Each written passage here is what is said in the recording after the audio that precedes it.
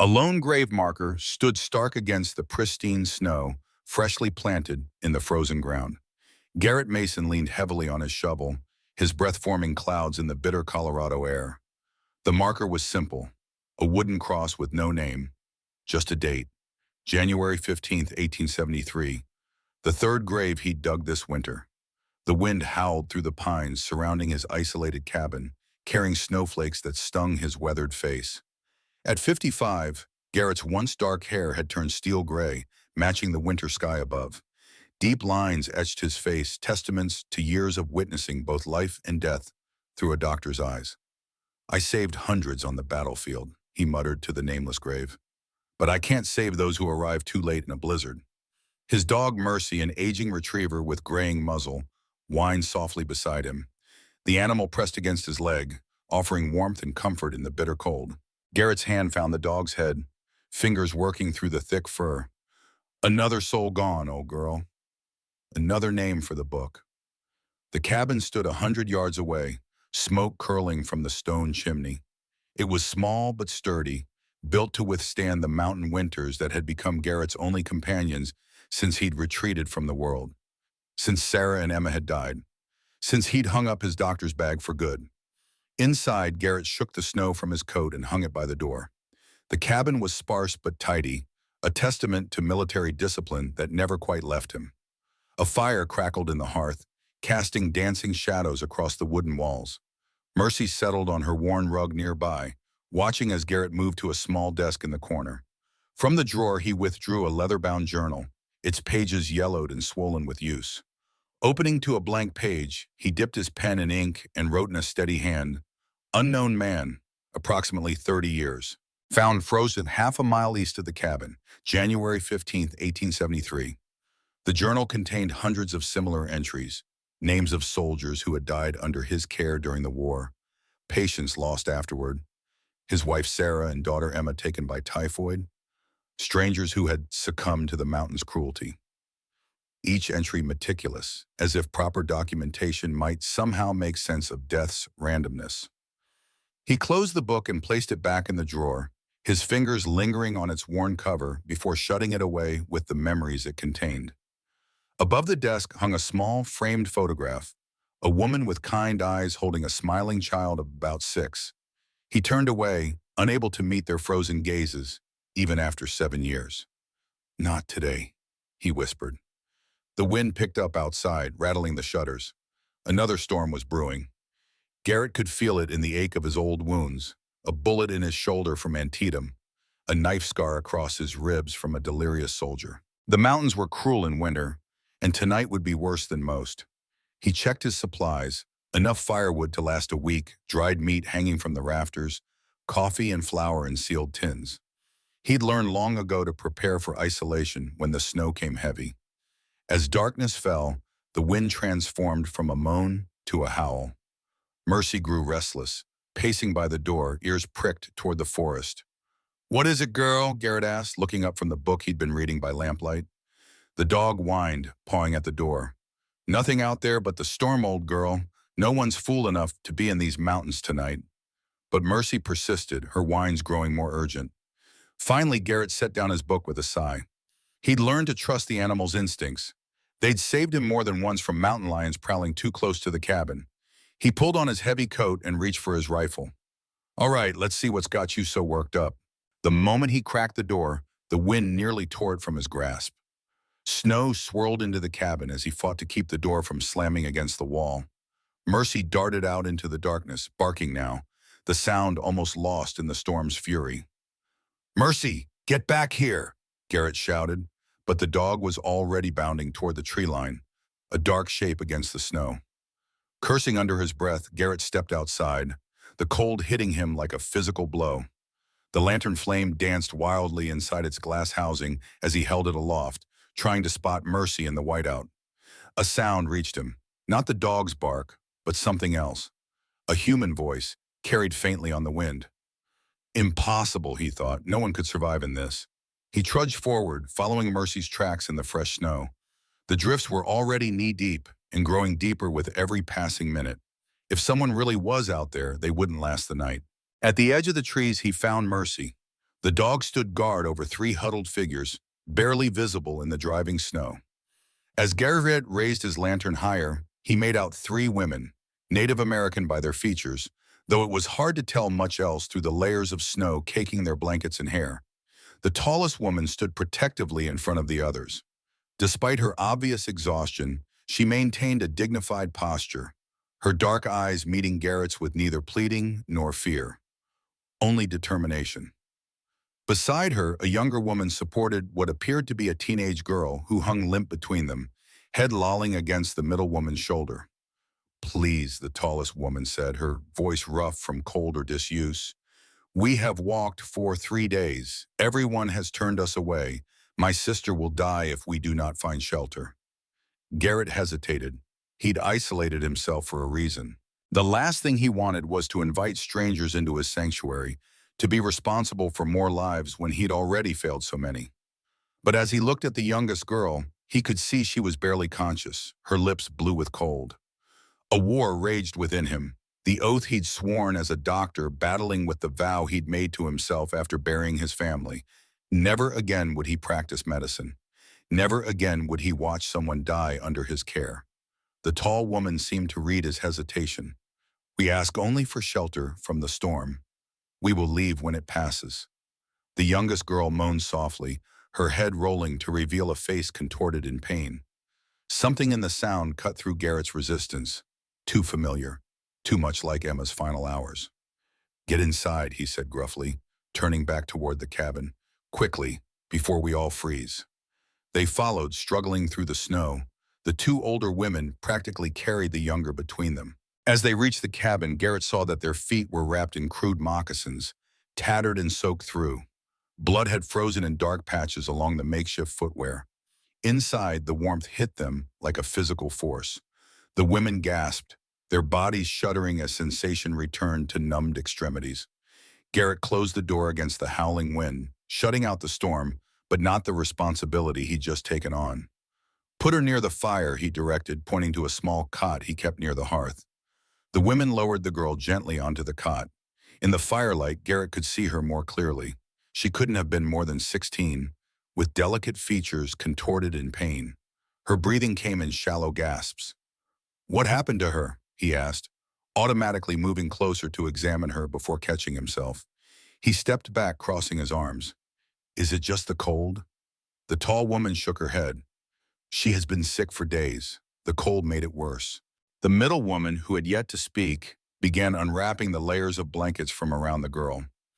As she did, Garrett noticed her methodical movements, careful, precise, like someone with medical training. When she pulled back the girl's outer garment, a dark stain was visible on her side, seeping through a crude bandage. "That's not frostbite," Garrett observed sharply. "What happened?" The tall woman's eyes met his, evaluating, judging whether to trust him. "She was attacked, before we left our people." Mercy whined and moved to the cot, sniffing at the girl's hand before gently licking her fingers. The dog rarely approached strangers, yet here she was, showing concern for the unconscious girl. "She needs a doctor," Garrett said flatly. "Are you not one?" the tall woman asked, her eyes flicking to the shelf where his medical bag sat, dusty with disuse. "Not anymore." The words came out harsher than he intended. The girl on the cot suddenly gasped, her back arching in pain.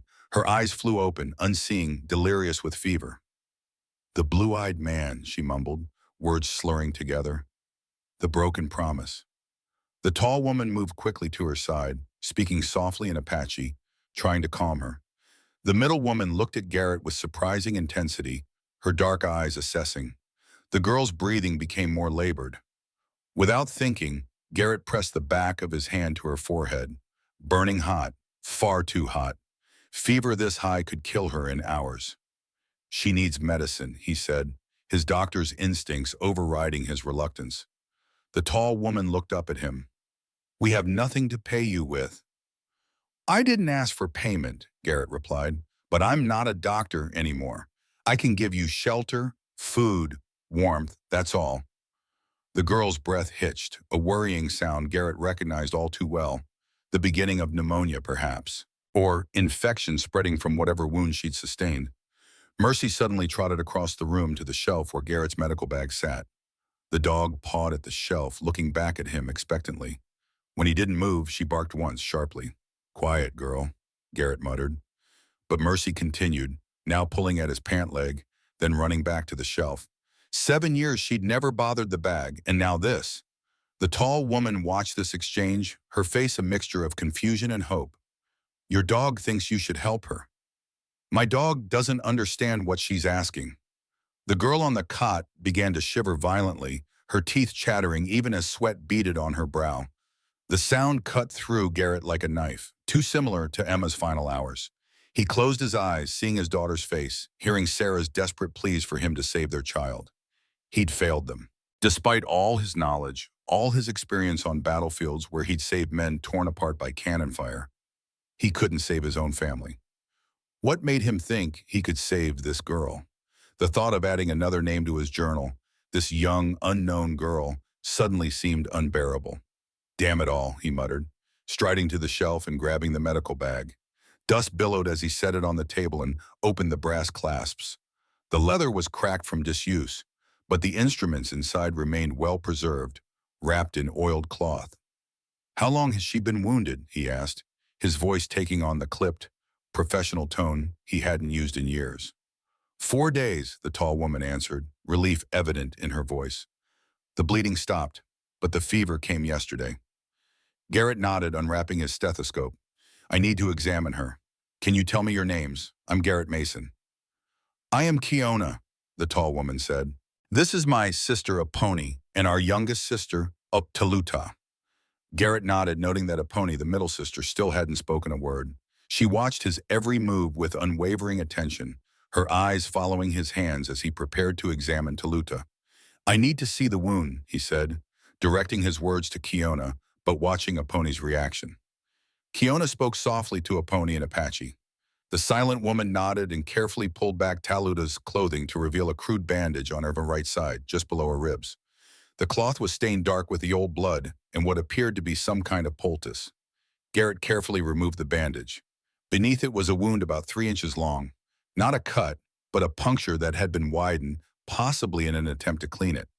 The edges were inflamed, oozing slightly, but what concerned him most was the red streaking extending from the wound. Blood poisoning. This wasn't an accident, he observed quietly. The wound's nature was clear to his experienced eye. "This is a stab wound." Kiona's face hardened. "Yes." "Who did this?" "Someone who wanted her dead because of what she can do," Kiona answered, her voice tight with suppressed anger. "Someone from our own tribe." Garrett wanted to ask more, but Taluta's condition demanded immediate attention. "I need clean water, boiled," he instructed, falling easily into the role he'd abandoned years ago. "And more light." Kiona immediately moved to help, filling a pot with water from the bucket by the door and hanging it over the fire. Aponi remained by her sister's side, one hand resting on Taluta's forehead, murmuring what sounded like a prayer or chant under her breath. As Garrett prepared to clean the wound, Taluta's eyes fluttered open again. This time they seemed more focused, finding his face in the firelight. "The storm will be worst at midnight," she whispered, her voice surprisingly clear. "It will break by dawn. The sun will come from behind the eastern ridge at first light." Garrett frowned, glancing at Kiona questioningly. "She knows things," Kiona said simply, as if this explained everything. Taluta's eyes drifted closed again, but her breathing seemed less labored. Garrett touched her forehead, still burning hot, but her moment of lucidity was encouraging. He worked methodically, cleaning the wound, applying a poultice of his own making from herbs he kept dried for emergencies.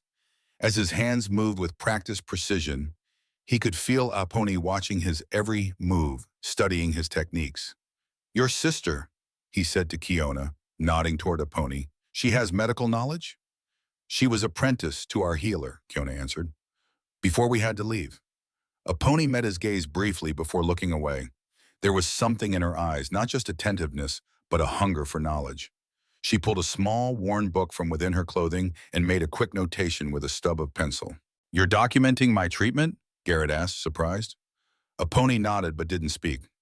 "She speaks very little," Kiona explained, "but she sees everything and remembers it all." As Garrett finished bandaging Taluta's wound, He noticed Mercy had settled beside the cot, her head resting near the girl's hand, eyes watchful. The dog that normally growled at strangers was guarding this unknown girl as fiercely as she'd once guarded Emma. "She'll need medicine for the infection," Garrett said, washing blood from his hands in a basin. "I have some herbs that might help, but—" He hesitated, thinking of his nearly depleted supply of laudanum and quinine, precious medicines he had hoarded since leaving his practice. "We have medicines too," Kiona said, pulling a small pouch from within her clothing. "A pony prepared them before we left." Garrett examined the contents of the pouch. Dried herbs, some he recognized from his study of native remedies during the war, others unfamiliar. "These might help," he agreed. "We'll try a combination." As he worked, mixing a tincture that combined his medical knowledge with their traditional remedies, Garrett found himself speaking more than he had in years. Explaining each step to a pony's attentive gaze felt natural, like teaching a medical student. "The infection is in her blood," he explained. "This will help fight it, but she needs rest and warmth." Kiona translated for a pony, who nodded and made another notation in her book. With the medicine administered and Taluta resting more comfortably, Garrett finally addressed his unexpected guests properly. "You're welcome to stay until the storm passes," he said. "There's food in the pot by the fire. It's just beans and salt pork, but it's warm." "Thank you," Kiona said simply, the words heavy with genuine gratitude. As the sisters ate their first real meal in days, Garrett observed them carefully. Their clothes were tattered, but had once been finely made. Kiona carried herself with the dignity of someone used to respect. A pony's hands, though chapped from cold, showed the delicate dexterity of a healer. And Taluta, even in sleep, had an unusual presence, something Garrett couldn't quite define. "You said you were cast out from your tribe," he said finally. "Why would your own people try to kill her?" Kiona set down her bowl, considering her words carefully. "Our tribe believes Taluta brings bad luck. When the soldiers came last summer and many died, they blamed her." "Because she knows things," Garrett repeated. "What does that mean exactly?" "She sees what has not yet happened," Kiona answered simply. "She feels the earth, the sky, the animals. She knew the soldiers were coming, but no one believed her." Skepticism must have shown on Garrett's face because Kiona continued. "You heard her speak of the storm. Wait until midnight, and again at dawn. You will see." Garrett said nothing. He'd seen enough in his life not to dismiss anything outright, but prophecy was beyond his scientific understanding. Still, the girl's wound was real enough, as was the hatred that had driven someone to inflict it. "Rest," he said finally. "We'll talk more when Taluta is stable." He offered them blankets and moved his own bedroll near the door, giving the sisters the warmer space near the fire. As the women settled, exhaustion quickly pulling them towards sleep, Garrett sat at his desk, unable to rest. He opened his journal again, staring at the blank page after his entry about the nameless man he'd buried that morning. He should write Taluta's name, he thought. Prepare for the worst, as he always did. But something stopped his pen. Instead, he found himself sketching her face, the first drawing he'd made since detailed anatomical illustrations during his medical training. There was something in her features that reminded him of the indigenous patients he'd treated during his time at Fort Laramie, before everything went wrong. Outside, the wind rose to a fever pitch, rattling the shutters and howling down the chimney. Midnight, just as Taluta had predicted.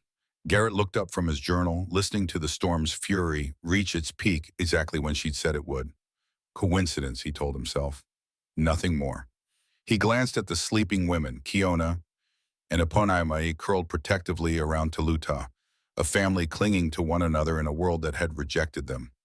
Something about the scene made his chest ache with a long-forgotten emotion. Mercy left her post by Taluta and came to rest her head on Garrett's knee, looking up with soulful eyes. "Don't look at me like that," he murmured, scratching behind her ears. "They'll be gone once the storm passes. Things will go back to normal." But as he looked around his cabin, now filled with the soft sounds of breathing, where once there had only been silence, Garrett wondered if he was trying to convince the dog or himself. He turned to a new page in his journal and wrote a single line. January 15th, 1873, 3 Apache women arrived during the blizzard. The youngest is wounded but alive. It was the first entry in 7 years that didn't record a death. Dawn arrived with an abrupt silence. The howling wind that had persisted through the night suddenly died away, leaving an unnatural quiet in its wake. Garrett, who had dozed fitfully in his chair, opened his eyes to see golden light streaming through the eastern window, exactly as Toluta had predicted. He moved to the window, pushing aside the heavy curtain. The world outside was transformed. Drifts of snow piled higher than his waist, trees bowed under the weight of fresh powder, and the sky was a perfect crystalline blue, with the sun just cresting the eastern ridge, painting the snow-covered landscape in hues of gold and rose. She was right, he murmured to himself. She always is about such things, came Kiona's voice behind him. Garrett turned to find her standing a few feet away, watching him with those evaluating eyes. In the clear morning light, he could see her more distinctly, tall and strong-boned, perhaps in her mid-30s, with a face that might once have been called handsome before hardship had carved lines of worry into her brow. Her dark hair, now combed and braided, showed strands of premature gray at the temples. "How is she?" Garrett asked, nodding toward Toluta, who still slept on the cot. "Her fever broke in the night," Kiona answered. "A pony has been tending her." Sure enough, the middle sister sat beside Toluta, wringing out a cloth in a basin of water before placing it gently on her sister's forehead. A pony's movements were precise, economical, the gestures of someone who had performed such care many times before. "Your sister has healing skills," Garrett observed. "Yes, but she has not had access to medicines like yours," Kiona replied. "That is why she watches you so carefully." Garrett nodded, understanding now the intense scrutiny he'd felt the night before. "She doesn't speak?" "She can. She chooses not to most days." Kiona's voice softened. "Not since the soldiers came." The implication hung in the air between them. Garrett had seen enough of war's aftermath to recognize trauma's many manifestations. He moved to check on Toluta, professional instinct overriding his usual reticence. Kneeling beside the cot, he placed his hand on her forehead, cool and dry, a marked improvement from the burning fever of the previous night. He carefully lifted the bandage to check the wound, still red and inflamed, but the dangerous streaking had receded somewhat. "The medicine is working," he said more to himself than to the sisters. "She needs more rest, clean bandages, and another dose in a few hours." As he spoke, Toluta's eyes fluttered open. For a moment she seemed confused, her gaze darting around the unfamiliar cabin before settling on Garrett's face. Recognition dawned in her eyes, not of him personally, but of something else. "You're the man from my dream," she whispered, her voice weak but clear. "The man with healing hands." Garrett stiffened, uncomfortable with the intensity of her gaze.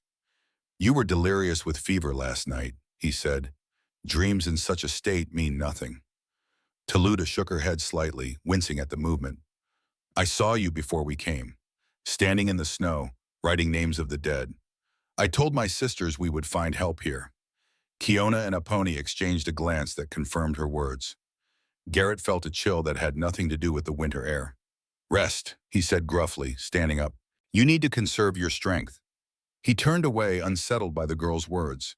How could she have known about his habit of recording the dead? It was a private ritual he'd never shared with anyone. Moving to the fireplace, Garrett stoked the embers and added fresh logs. The familiar task helped settle his nerves as he contemplated the strangeness of his situation. After years of solitude, his cabin now housed 3 women with nowhere else to go, one of whom claimed to have dreamed of him before they met. A pony approached silently, holding out a small leather pouch. When Garrett took it, he found it contained dried herbs, different from those they'd used the night before. "For the infection," she said, her voice so soft he barely heard it. It was the first time she'd spoken since their arrival, and the sound was unexpectedly melodic, though rough from disuse. Garrett examined the herbs, golden seal and echinacea he recognized, along with something unfamiliar with a pungent, earthy scent. "I've not seen this one before," he admitted. "From high in the mountains," Aponi explained, pointing upward. "Grows near the melting snow in spring. Draws out poison." Impressed by her knowledge, Garrett nodded. "We'll add it to the next dose." As they worked together preparing the medicine, Garrett found himself slipping easily into the role of doctor again. There was something about Aponi's quiet competence that made collaboration natural. She ground the herbs with practiced motions while he prepared a tincture base, their movements falling into a comfortable rhythm without need for many words. Kiona, meanwhile, had begun to tend to basic needs, melting snow for water, straightening the blankets around Taluta, even feeding small bits of kindling into the fire when needed. She moved through his space with a quiet efficiency that somehow didn't feel intrusive. When the medicine was prepared, Garrett administered it to Taluta, who took it without complaint despite its bitter taste. As he adjusted her blankets afterward, he noticed a leather cord around her neck, from which hung a small stone pendant, smooth, dark red, polished to a shine. "What's this?" he asked, curious despite himself. "It belonged to our mother," Kiona answered from across the room. "It has been passed down through generations, mother to daughter." Taluta's fingers closed around the stone. "It helps me hear the earth," she said simply, as if this explained everything. Garrett didn't press for more explanation. Whatever beliefs gave the girl comfort during her recovery weren't his to question. As the day progressed, he found himself falling into an unexpected routine with the sisters. Kiona helped him clear a path outside to the woodpile and check on his small stable where his old horse, Thunder, had weathered the storm. Apache tended to Taluta while also taking inventory of his medical supplies, silently organizing them with a healer's precision. By late afternoon, Taluta was sitting up, still weak but markedly improved. Her fever had not returned, and she was able to take some broth that Kiona prepared from Garrett's stores. It was while putting away his medical instruments that Garrett noticed Apache had discovered the hidden compartment in his medical bag, a place where he kept personal items, including the photograph from his desk. She held it carefully, studying the faces of Sarah and Emma. "Your family?" she asked softly when she realized he'd seen her. Garrett nodded, a familiar pain squeezing his chest. "My wife, Sarah. Our daughter, Emma. They died 7 years ago. Typhoid." Apache touched the photograph reverently before returning it to the compartment. As she did, her sleeve pulled back, revealing a series of scars on her forearm, deliberate markings in a pattern Garrett recognized as ritual scarification practiced by some tribes. She caught his glance and quickly pulled her sleeve down, but not before he glimpsed the extent of the markings. They weren't decorative but looked more like a record, tallies of some sort. Before he could comment, Mercy began barking at the window, her posture alert rather than alarmed. Garrett moved to look outside and saw a large raven perched on a snow-covered branch near the cabin, its black feathers stark against the white landscape. "A messenger," Taluta said from her cot, her voice stronger than before. "It carries news." Garrett glanced back at her skeptically, but the gravity in her expression gave him pause. "What kind of news?" "Death's in the valley," she answered, closing her eyes as if listening to something only she could hear. 3 children lost in the storm, a woman in childbirth. Kiona looked at Garrett, gauging his reaction. "When the snow melts, you will hear of it," she said simply. The raven cawed once, a harsh sound that echoed in the winter stillness, before spreading its wings and taking flight. Mercy watched it go, her barking subsided to a low whine. Garrett turned away from the window, unsettled by Taluta's words. He'd treated enough delirium to know the difference between fever dreams and the kind of certainty with which the girl spoke. There was something uncanny about her, something that defied his medical understanding. As evening approached, the cabin settled into a quiet routine that felt strangely familiar, as if the sisters had been there far longer than a single day. Kiona prepared a simple meal from his stores, Apache changed Taluta's bandages, and Garrett found himself sharing his small table with the others for the first time in years. It was during this meal that Kiona finally addressed what must have been on her mind all day. "You were a doctor during the war," she said, not a question, but a statement. Garrett paused, then nodded. "Union Army, field surgeon at Antietam, Gettysburg, and others." "And after?" He hesitated. "I had a practice in Denver for a time, then at Fort Laramie." At the mention of the fort, something flickered in Kiona's eyes. Recognition, perhaps, or wariness. Fort Laramie had been the site of several conflicts between settlers and indigenous tribes. "You treated our people there?" she asked carefully. "When I could," Garrett answered truthfully. "Not everyone in the army approved." "Why did you stop being a doctor?" Taluta asked suddenly, her voice clear across the table. The question struck Garrett like a physical blow. It had been so long since anyone had asked him directly, had pierced through the shell of isolation he'd built around himself. "I failed when it mattered most," he said finally, the words rough in his throat. "Couldn't save my own family." What right did I have to try saving others after that? The cabin fell silent, only the crackling of the fire filling the space between them. To his surprise, it was a pony who broke the silence. The healer who taught me, she said softly, told us that medicine is not about never failing. It is about continuing after failure. Her words hung in the air, simple yet profound, cutting to the heart of the guilt he'd carried for 7 years. Before he could respond, Taluta gasped, her hand flying to her pendant. Her eyes widened, unfocused, as if seeing something beyond the cabin walls. "A rider comes," she whispered. "Tomorrow when the sun is highest. A man who knows your name from before." Kiona reached for her sister's hand, steadying her. "Who, Taluta? Who comes?" But Taluta shook her head, the moment of clarity passing. "I cannot see his face, only that he knew the doctor in the time of war." Garrett felt a cold dread settle in his stomach. He'd come to these mountains precisely because no one from his past could find him here.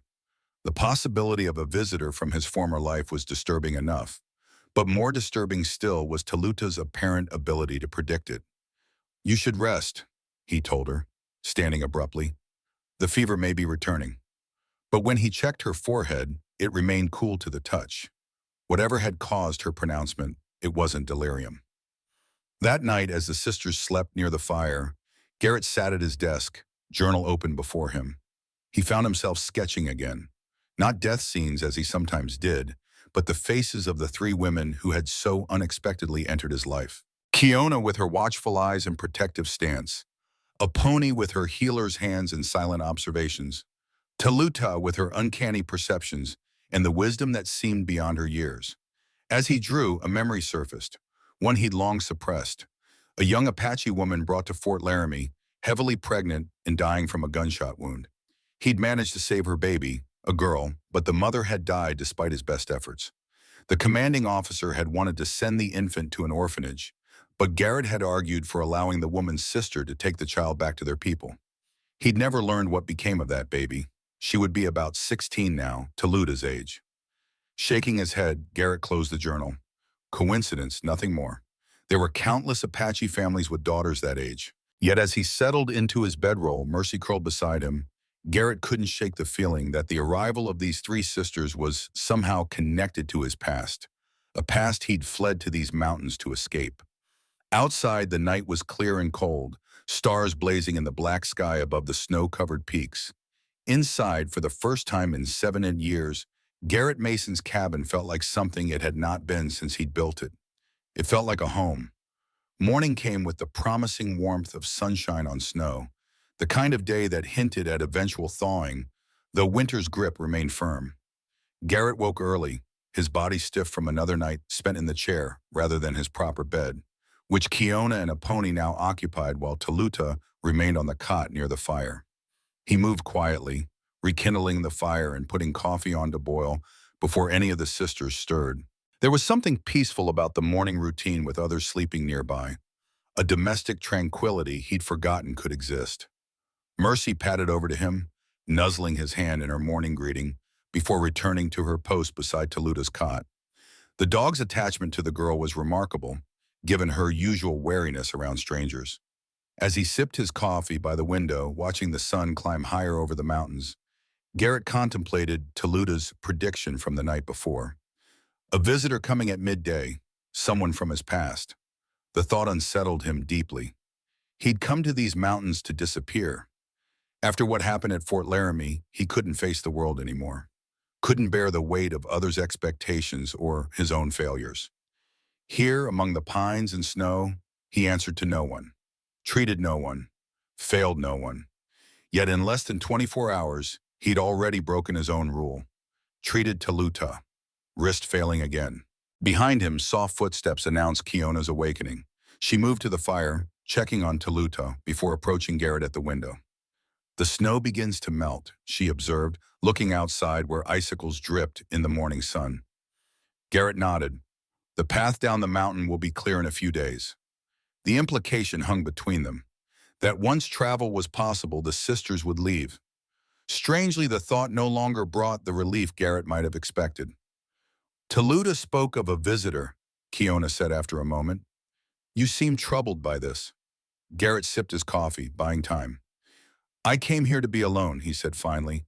Anyone from my past showing up now, it can't be good news. You are hiding, Kiona stated simply, not a question or an accusation, merely an observation. Aren't you? Garrett countered, looking at her directly. Three Apache women, miles from any reservation or tribe, one with a stab wound. You're running from something too. Instead of taking offense, Kiona nodded. Yes, but sometimes what we run from follows us anyway.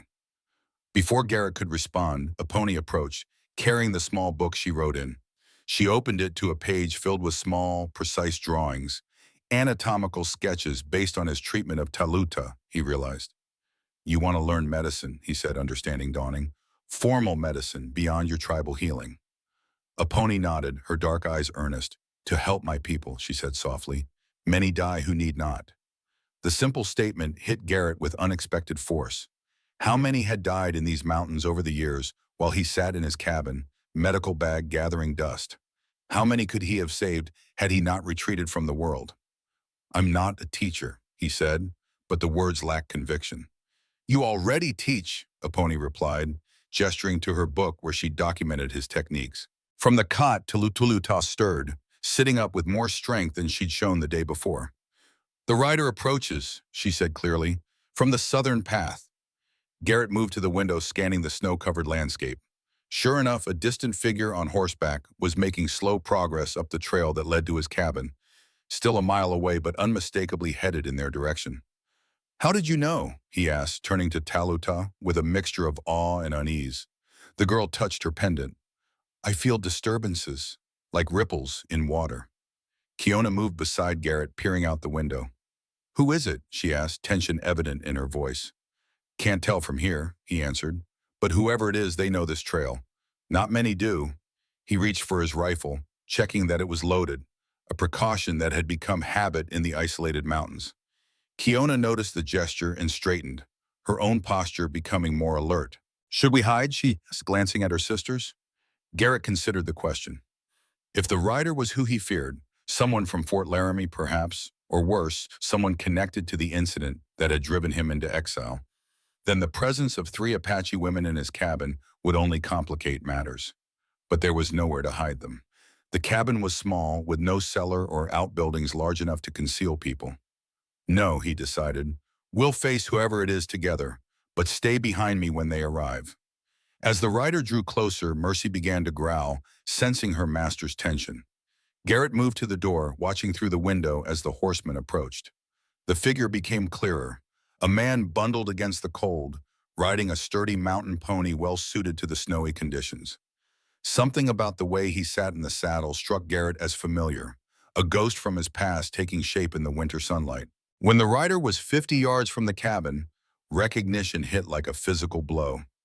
Jenkins, Garrett muttered, his hand tightening on the rifle. Who? Kiona asked from behind him. Roland Jenkins, former Union cavalry. Now if I had to guess, someone important in the nearest town. Garrett's voice was grim. We served together briefly, not a friend. As the rider dismounted and tethered his horse to a post near the cabin, Garrett took a deep breath, preparing for a confrontation he had hoped never to face. Stay inside, he told the sisters. Let me handle this. Stepping onto the porch, rifle held casually but ready, Garrett watched as Roland Jenkins trudged through the snow toward him. The years had not been kind to Jenkins.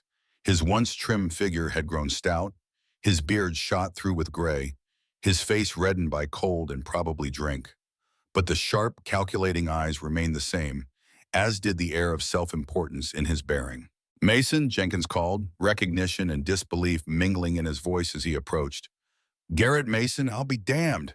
Thought you were dead after that business at Fort Laramie. Garrett remained expressionless, neither confirming nor denying his identity. What brings you up the mountain, Jenkins?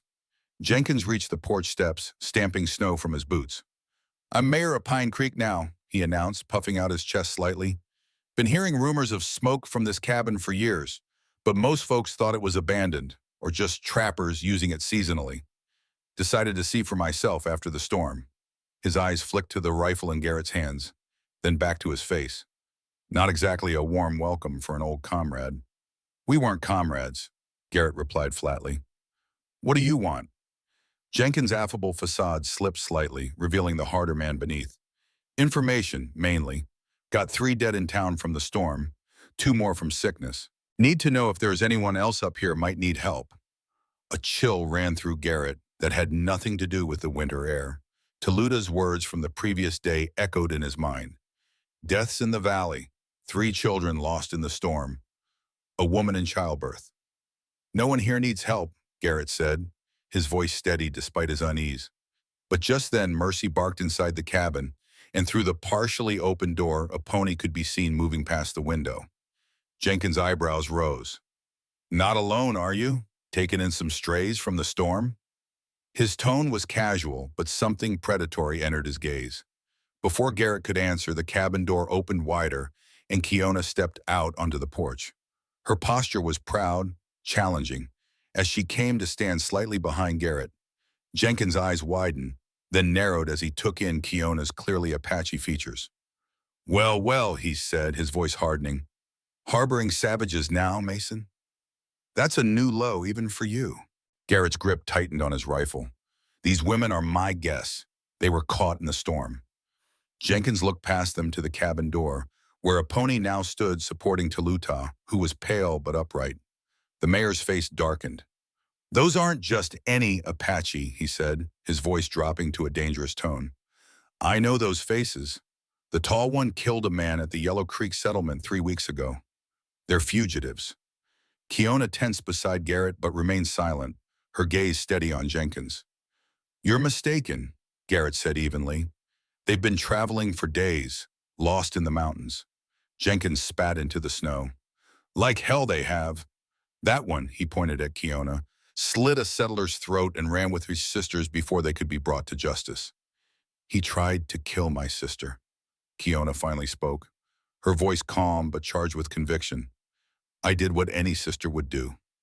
Jenkins' hand moved to the pistol at his belt. Confessing to murder on my jurisdiction. That's enough for me to take you in right now.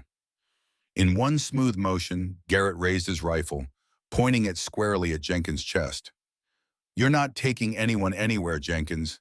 Not from my property. For a tense moment, the 2 men faced each other. Years of unspoken history and new hostilities crackling between them like electricity. Then Jenkins slowly moved his hand away from his gun, a cold smile spreading across his face. Always protecting the wrong people, aren't you, Mason? First at the fort, now here. He took a step back. You've got 1 week. Get these savages off your property and out of my jurisdiction, or I'll be back with men enough to take them, and you, if necessary. He turned, trudging back to his horse. As he mounted, he called back over his shoulder, 1 week, Mason. Then we do this the hard way. They watched in silence as Jenkins rode away, his figure growing smaller against the vast expanse of snow. Only when he had disappeared around a bend in the trail did Garrett lower his rifle. We should leave, Kiona said quietly. Tonight, if Toluta is strong enough. Garrett turned to face her. You didn't tell me you killed a man. You didn't ask why we were running, she countered. Would it have changed your decision to help us? He considered the question honestly. No, but I would have liked to know what I was getting into.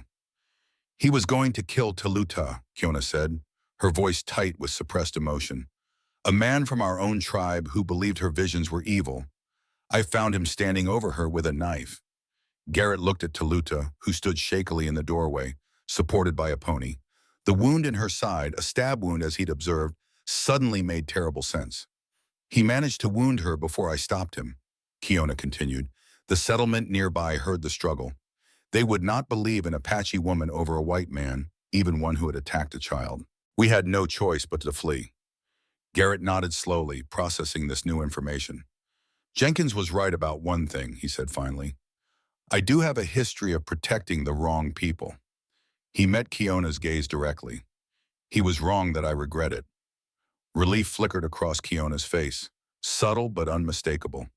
What happened at Fort Laramie? She asked. Why does he hate you? Garrett's jaw tightened, old memories surfacing that he'd spent years trying to bury. That's a story for another time, he said. For now, we need to decide what to do. Jenkins won't be coming alone next time. They moved back inside the cabin, where Apache had already begun gathering their few possessions, preparing for departure. Taluta sat on the edge of the cot, pale but determined, her pendant clutched tightly in one hand. "The storm has passed," she said softly as Garrett entered, "but a greater one gathers." The words sent a chill through him, not just because of their ominous tone, but because he was beginning to believe that when Taluta spoke of things to come, she spoke truth. "We can't leave tonight," he decided, looking at Taluta's weakened state. "You're not strong enough for travel, especially in this snow. We have a few days before Jenkins returns. We'll use them to prepare." "You should not be involved in our troubles," Kiona argued. "You have done enough." "I became involved the moment I opened my door," Garrett replied. Then more softly, "the moment I picked up my medical bag again." He moved to the window, looking out at the mountains that had been his refuge for 7 years. The solitude that had once seemed like salvation now felt hollow in comparison to the past 2 days with the sisters in his cabin. "I've been running too," he admitted, more to himself than to them. "Maybe it's time we all stopped running." Apache approached him, her silent steps barely audible on the wooden floor. She held out her small book, open to a page where she'd written a single phrase in carefully formed letters: "The healer must sometimes be healed." Garrett read the words, then looked up to meet her steady gaze. Something passed between them, an understanding that went beyond words, a recognition of shared purpose despite their different paths. "We'll face Jenkins together," he decided. "But first, we need to get Taluta back to full strength, and we need a plan." As the day wore on, Garrett found himself slipping into a role he hadn't occupied in years. Not just a doctor, but a protector, a strategist. He assessed their supplies, considered their options, even began teaching Apache more advanced medical techniques to ensure Taluta's continued recovery. When evening fell, bringing with it a crystalline sky filled with stars, Garrett sat on the porch despite the cold. Kiona joined him after a time, wrapping a blanket around her shoulders against the chill. "Why did you help us?" she asked quietly, looking out at the snow-covered mountains rather than at him. "You could have turned us away that first night." Garrett considered the question, the honest answer surprising even himself. "Because when I saw Taluta dying, I saw my daughter again, and this time I couldn't bear to fail." Kiona nodded, understanding in her silence. "Why did you trust me?" he countered. "An unknown white man, living alone in the mountains. I could have been dangerous." A small smile touched Kiona's lips. "Taluta saw you in a vision before we came. She said you had healing hands and a wounded heart. She said you would help us if we could find you." The words hung in the cold night air, their implication both comforting and unsettling. "I don't believe in visions," Garrett said finally. "And yet here we are," Kiona replied, "exactly where she said we would be." As they sat in companionable silence, watching the stars wheel overhead, Garrett felt something shift within him, a crack in the wall he'd built around his heart, a whisper of possibility where for years there had been only resignation. The visitor Taluta had predicted had indeed come at midday, bringing with him threats from a world Garrett had thought he'd left behind. But he had also unknowingly brought something else, a chance for Garrett to finally stop running from his past, a chance to heal not just others, but perhaps, at last, himself. The following days settled into an uneasy rhythm at the cabin. Outside, the sun grew stronger each day, gradually melting the snow into rivulets that trickled down the mountainside. Inside, a different kind of thawing was taking place, one less visible, but no less profound. Garrett found himself falling into routines with the three Apache sisters that felt strangely natural. Mornings began with checking Taluta's wound, which was healing well under the combined care of Western medicine and Apache's herbal knowledge. Then came breakfast, simple fare made somehow more satisfying when shared around the small table, followed by the day's necessary tasks. Kiona proved herself remarkably capable with physical work. She helped Garrett repair sections of the roof damaged during the blizzard, her strong hands wielding tools with practiced ease. They spoke little during these tasks, communicating instead through gestures and nods, yet a quiet understanding grew between them. She was a woman accustomed to responsibility, to carrying burdens both physical and emotional, and Garrett recognized in her a kindred spirit. Apache, meanwhile, had established a small workspace near the hearth where she organized Garrett's long-neglected medical supplies. Her methodical approach impressed him. The way she categorized herbs, prepared tinctures, and documented everything in her small book. Though still sparing with words, she had begun to ask questions about his medical training, her hunger for knowledge evident in her attentive gaze. And Taluta, despite her lingering weakness, brought an unexpected brightness to the cabin. As her strength returned, so did her natural curiosity. She asked questions about everything: the books on Garrett's shelves, the instruments in his medical bag, the world beyond the mountains. Her mind was quick and perceptive, absorbing information like dry earth takes rain. It was on the third day after Jenkins' visit that Garrett decided to fully reopen his long-sealed medical chest, a large trunk stored beneath his bed that contained the more specialized tools and texts from his days as a practicing physician. "I haven't looked at these in years," he admitted as he pulled the heavy chest into the main room. Dust billowed as he opened the lid, revealing leather-bound medical journals, surgical instruments wrapped in oiled cloth, and dozens of glass bottles containing medicines and compounds. Aponi's eyes widened at the sight, her fingers hovering reverently over a set of precision scalpels. Garrett nodded his permission, and she carefully lifted one, testing its weight and balance with a healer's appreciation. "These were expensive," he explained, unwrapping a brass microscope and setting it on the table. "Imported from Europe. Most doctors on the frontier couldn't afford such equipment." "How did you?" Kiona asked, her directness, as always, cutting to the heart of things. Garrett hesitated, then decided there was little point in concealing what they would soon learn anyway. "My father was wealthy, a banker in Boston. He wanted me to follow him into finance, but after seeing the casualties returning from the Mexican War, I chose medicine instead. He never forgave me, but he couldn't stop my inheritance when he died." He pulled out a heavy medical text, its pages filled with detailed anatomical drawings. "I used that money to buy the best training, the best equipment. Thought it would make me a better doctor." A bitter smile touched his lips. "Didn't help Sarah and Emma in the end." Kiona's expression softened slightly. "Not all deaths are failures, doctor." The simple statement struck Garrett with unexpected force. All these years, he had carried every death as his personal failure, especially those of his wife and daughter. The possibility that some deaths might be beyond even the best doctors for prevention was one he had refused to consider. Before he could respond, Taluta spoke from her place near the window. "Someone approaches," she said, her voice calm but alert. "Two riders, not the mayor." Garrett moved quickly to the window, scanning the trail below. Sure enough, two figures on horseback were making their way up the path, still distant but unmistakably headed for the cabin. "Friends or foes?" he asked, reaching for his rifle out of habit. Taluta closed her eyes briefly, her fingers touching the stone pendant at her throat. "Neither," she answered after a moment. "They seek help. A child is sick." Kiona and Garrett exchanged glances. "How could they know a doctor lives here?" she asked, suspicion evident in her voice. "Jenkins must have told them," Garrett replied grimly. "Though why he'd send anyone to me after our last conversation." "The child is very ill," Taluta said with certainty. "Desperate parents will seek help anywhere." As the riders drew closer, Garrett could make out a man and a woman, the latter holding what appeared to be a bundle against her chest. A small child, he realized.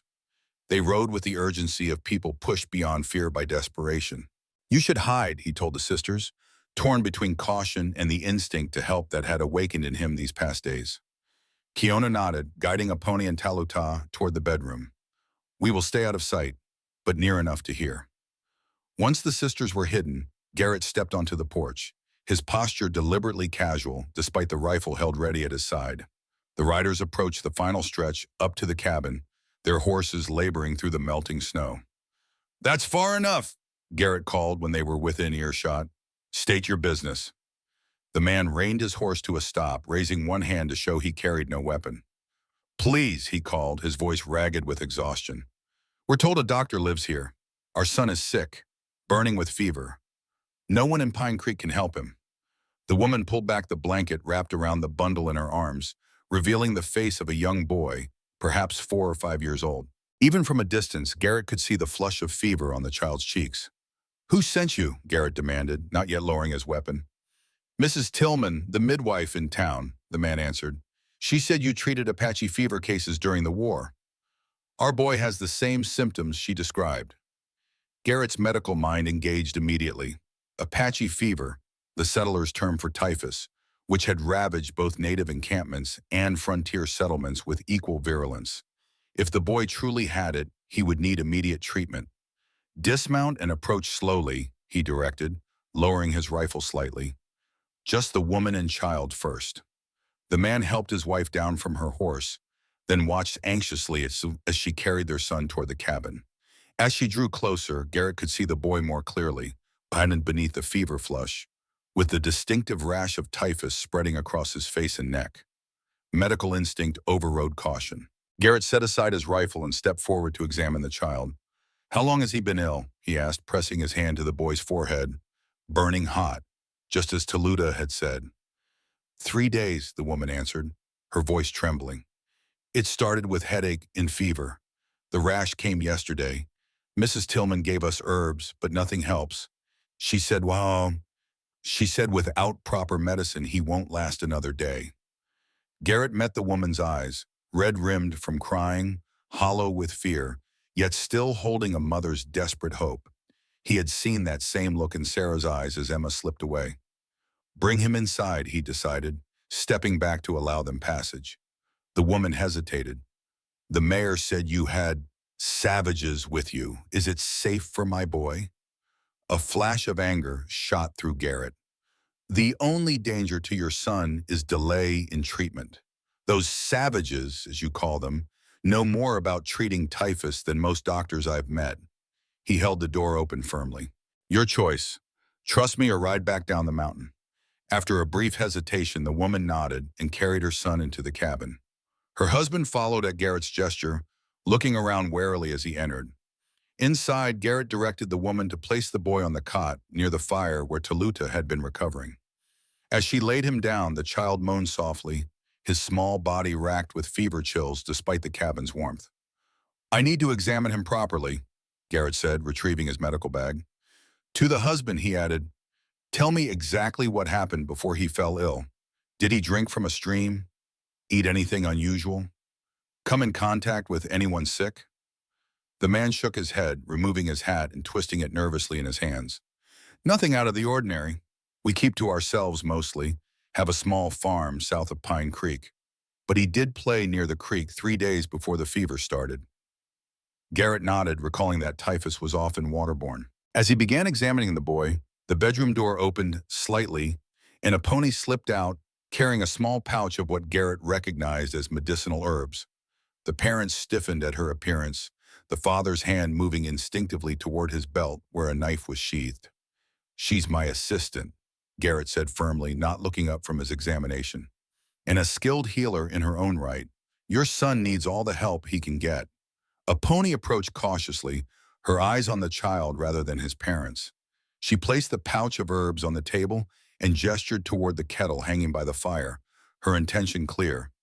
"Yes," Garrett agreed, "prepare that while I continue the examination." To the parents, he explained, "We'll need to bring his fever down first, then treat the infection."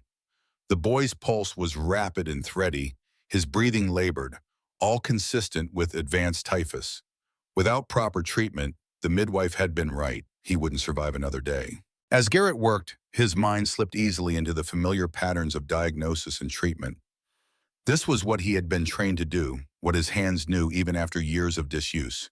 He spoke calmly, explaining each step to the parents, offering the reassurance of competence, if not the false promise of certain cure. A pony worked alongside him with quiet efficiency, preparing the herbal infusion while Garrett readied more conventional medicines from his chest. When their hands accidentally brushed while reaching for the same instrument, he was struck by how natural their collaboration felt, as if they had worked together for years rather than days. "We need to cool him first," Garrett directed, wetting cloths with cool water and placing them on the boy's forehead and chest. Then the medicine, both kinds. The mother watched with desperate hope as they worked, the father with lingering suspicion, especially toward a pony. But neither interfered as Garrett and a pony fell into a rhythm of treatment, conventional medicine and traditional healing working in tandem. After administering the initial treatments, Garrett stepped back, wiping sweat from his brow. Now we wait, he told the parents. The next few hours will tell us if the medicine is working. The mother nodded, taking up position beside the cot and gently stroking her son's hair. The father approached Garrett, speaking in a low voice. I must return to our farm to tend the animals, he said. Will you keep them safe until I return tomorrow? Garrett understood the man's dilemma, the terrible choice between staying with his sick child and ensuring their livelihood remained intact. Your wife and son will be safe here, he assured him. Return when you can. After the father departed, a tense silence fell over the cabin. The mother maintained her vigil beside the cot, while Garrett and Apache prepared additional medicines they might need. From the bedroom doorway, Kiona watched cautiously, ready to retreat if necessary. Toluta remained hidden, though Garrett suspected she was listening intently. As evening approached, the boy's fever finally began to break. The mother wept with relief when Garrett confirmed the improvement, clutching her son's small hand as if it were a lifeline.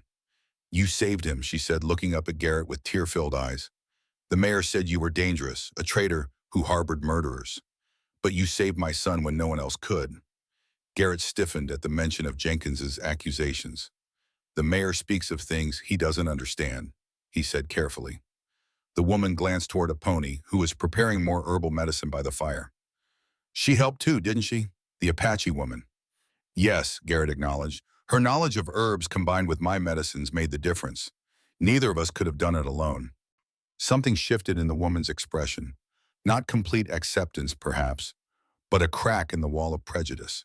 I won't forget this, she said simply. Later that night, with the boy sleeping peacefully and his mother dozing beside him, Garrett sat at his desk, making notes on the case. It had been years since he'd kept proper medical records, but the habit returned easily, like an old friend long absent but never truly forgotten. Apache approached silently, looking over his shoulder at the careful documentation. When he became aware of her presence, Garrett shifted slightly to allow her a better view. This is how we record treatments, he explained, so we can learn what works and what doesn't, so knowledge isn't lost. Apache nodded, understanding immediately the purpose. She retrieved her own small book and showed him her notations, different in form but similar in intent, recording their treatment of the boy alongside symbols he didn't recognize. Our way, she said softly, medicine stories, passed to daughters. Like your scars, Garrett observed, remembering the markings he'd glimpsed on her forearm days before. Apache hesitated, then slowly pushed up her sleeve, revealing the full extent of the ritual scarification, a complex pattern of lines and dots running from wrist to elbow. Each mark, one life saved, she explained, a healer's record. Garrett was struck by the parallel to his own journal of the dead, two different ways of recording the eternal struggle between healing and loss. He found himself oddly moved by the revelation, by this bridge between their different worlds. You should be proud, he said quietly. Those marks represent important work. Apache's eyes met his, a flash of surprise crossing her normally guarded expression. Then she nodded once, a gesture of mutual respect between healers from vastly different traditions. From the bedroom doorway, Kiona watched this exchange with thoughtful eyes. When Apache returned to checking on Toluta, she approached Garrett at his desk. The boy will live? She asked.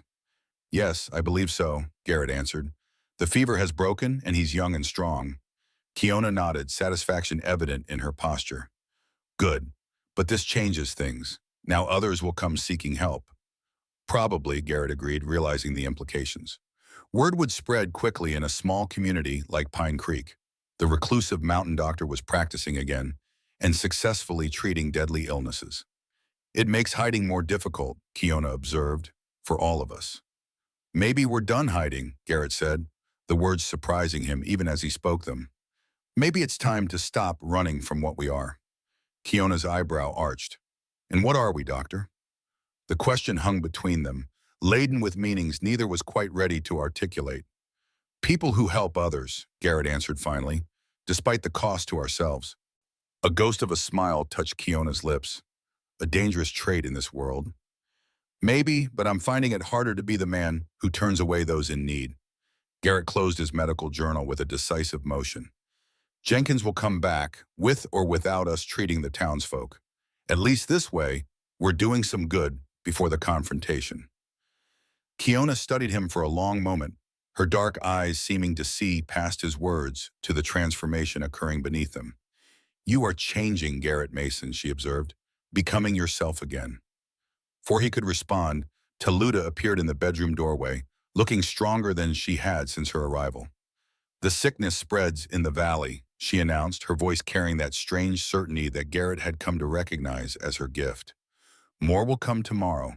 Many are ill." Garrett and Kiona exchanged glances. "Typhus can become epidemic quickly," he confirmed. "If multiple families are affected, then we should prepare," Kiona decided, practical as always. "Make more medicine. Ready the cabin for more sick." Garrett nodded, already mentally inventorying his supplies. They would need more herbs, more clean water, more space to treat patients. "We'll need help," he admitted. "I can't treat an epidemic alone." "You're not alone," Kiona reminded him, her steady gaze holding his. "Not anymore." The simple statement resonated deeply with Garrett. For 7 years he had cultivated solitude, convinced it was the only way to avoid more failure, more pain.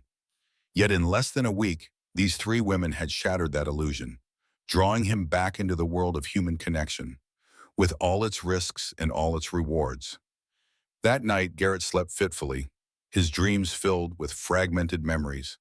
Battlefield hospitals where he'd fought to save shattered men, the fort where he'd treated both soldiers and natives, the sick room where he'd lost Sarah and Emma despite every effort. But for the first time in years, the dreams didn't end with failure and guilt. Instead, they transformed into visions of the cabin filled with healing energy, of hands, his and Apone's, working together to defeat death. He woke at dawn feeling more rested than he had in a long time, a sense of purpose flowing through him that he'd thought was lost forever. Outside, the rising sun painted the snow-covered mountains gold and pink, the beauty of it striking him anew after years of blindness as to anything but isolation. Inside the cabin, preparations were already underway. Kiona had risen early and was organizing the main room to accommodate more patients. A pony worked at the table, grinding herbs and preparing tinctures with methodical precision. The boy's mother slept beside her son, whose color had improved dramatically overnight. Taluta sat by the window, her gaze distant as she looked toward the valley below. "They come," she said simply as Garrett approached. "7 people, 3 very ill." The certainty with which she spoke no longer unsettled him as it once had. Instead, Garrett found himself accepting her gift as simply another form of diagnosis, different from his medical training but no less valid. "How do you know these things?" he asked, curious rather than skeptical. Taluta touched her pendant, the smooth red stone catching the early light. "I feel disturbances in the world, like ripples in water or vibrations in the earth. The stone helps me focus the feelings into clear thoughts." "And this ability, this is why someone tried to kill you?" Garrett asked gently. Taluta nodded, her young face solemn. "Our new chief believes such gifts are evil spirits speaking through me. When I warned that soldiers would come to our camp, he called me a traitor, said I was helping the white men. After the soldiers came and killed many, as I had seen, he decided I must die to cleanse the tribe." The matter-of-fact way she recounted the attempt on her life struck Garrett as both brave and profoundly sad. "I'm sorry," he said, inadequate words for such injustice. Taluta smiled slightly. "Do not be. It led us here to you, as I saw it would." Before Garrett could respond to this unsettling statement, Mercy began barking at the door, alerting them to approaching visitors. Moving to the window, Garrett saw a small procession making its way up the trail. 2 wagons carrying several people, moving slowly through the melting snow. "They're here," he announced, turning to Kiona and Apone. "Are we ready?" Kiona nodded grimly. "As ready as we can be. But what of Jenkins? If these people see us?" "They're coming for help, not to hunt you," Garrett replied. "And right now, we need all hands to treat what could be an epidemic. Jenkins will come when he comes. Until then, we do what healers do." Apone approached, offering him his stethoscope with a solemn nod. The gesture was both practical and symbolic, acknowledging his return to his calling, his acceptance of responsibility once again. As Garrett stepped onto the march to greet the approaching wagons, he felt a strange sense of homecoming, not to the solitude he'd cultivated for 7 years, but to something older and more essential, The healer he had been before grief and guilt had driven him into exile. The first wagon stopped before the cabin, and a middle-aged man jumped down from the driver's seat. "Dr. Mason," he called uncertainly. "Mrs. Williams said you treated her boy for the fever. We've got sick folk here needing the same help." Garrett nodded, already assessing the patients in the wagons. Two elderly people, a young woman and several children, some clearly ill with the same symptoms as the boy. "Bring them inside," he directed, doctor's authority returning to his voice without conscious effort. "The most serious cases first." As the man began helping the sickest patients from the wagon, he noticed Kiona standing in the cabin doorway. His expression hardened. "What's she doing here?" he demanded, hand moving toward the pistol at his belt. "Saving lives," Garrett answered flatly, "including perhaps your families. She and her sisters have medical knowledge that complements mine. If you want my help, you accept theirs too. Otherwise, you're welcome to take your chances back in town." The man hesitated, conflict evident on his face as he glanced between the desperately ill people in his wagon and the Apache woman in the doorway. "Tom Williams' boy was dying yesterday," Garrett added quietly. "Ask his mother inside how he's doing today." This seemed to decide the matter. The man nodded curtly and resumed helping an elderly woman from the wagon. "My mother," he explained as Garrett came forward to assist. "Fever started 2 days ago. Got the rash yesterday." He saw the cabin quickly transformed into an impromptu field hospital. The sickest patients were laid near the fire, others given pallets on the floor. Garrett and a pony moved efficiently between them, assessing symptoms, administering medicines, while Kiona kept supplies ready and Taluta, still recovering herself, spoke softly to the frightened children. The boy's mother, awakened by the commotion, immediately began helping care for the newcomers, her testimony about her son's recovery providing reassurance to the worried families. "My Thomas was burning up yesterday," she told them. "Couldn't recognize me. Now look at him. Fever's gone, talking again. The doctor and his assistant, they know what they're doing." Throughout the day, Garrett and the sisters worked tirelessly. The typhus cases were indeed serious, but caught earlier than the boys had been, giving treatment a better chance of success. More challenging were the secondary conditions some patients displayed. Pneumonia in one elderly man, severe dehydration in a young girl, a pregnant woman showing early signs of the disease. By midday, the cabin had become a well-functioning medical station, with Garrett supervising overall treatment while a pony prepared medicines. Kiona managed logistics, and Taluta, surprisingly, proved adept at calming delirious patients. Her soft singing seemed to soothe even the most agitated fever victims, her gentle touch bringing comfort where medications alone could not. The transformation was not lost on the townsfolk who had brought their sick. Initial suspicion toward the Apache women gradually gave way to tentative acceptance as they witnessed the sisters' dedication and skill. By afternoon, some were even accepting cups of herbal tea directly from a pony's hands, or allowing Kiona to check their fevered relatives. As evening approached, Garrett took a moment to step outside, needing fresh air after hours in the crowded cabin. The day's warmth had melted more snow, revealing patches of earth and early spring growth beneath. The mountains stood majestic against the darkening sky, a reminder of the enduring world beyond human struggles. Kiona joined him after a few minutes, her face showing signs of the day's strain, but her posture still proud and strong. "3 will recover quickly," she observed, referring to the patients inside. "The others need more time, but I believe they will live." "Agreed, FD," Garrett nodded. "If we can keep the fever controlled through the night, they should turn the corner by morning." They stood in companionable silence, watching as stars began to appear in the deepening blue of the evening sky. "You were a good doctor once," Kiona said finally. "You are becoming one again." "I had forgotten what it felt like," Garrett admitted, "to fight death and win." "But you still keep your Book of the Dead," she observed. "I've seen you writing in it at night." Garrett sighed, acknowledging the truth of her observation. "Old habits, a way of honoring those I couldn't save." Kiona seemed to consider this. "Our people do not speak the names of the dead," she said after a moment. "We believe it disturbs their journey to the next world. But we remember them in other ways, through stories, through songs that do not name but honor." "Different paths to the same end," Garrett observed. "Remembrance without forgetting." "Yes, Kiona's voice softened. But there is a time when we must stop looking back, or we cannot move forward. The words struck Garrett with unexpected force. For 7 years, he had existed in a state of suspended grief, neither fully honoring his dead nor truly living himself. The journal had been both memorial and chain, binding him to failures he could not undo. Before he could respond, Taluda appeared in the doorway. "Riders coming," she announced, her voice urgent. "Many, armed." Garrett and Kiona moved quickly to the edge of the clearing, peering down the mountain trail in the fading light. In the distance, they could make out a group of horsemen approaching. At least 6, possibly more.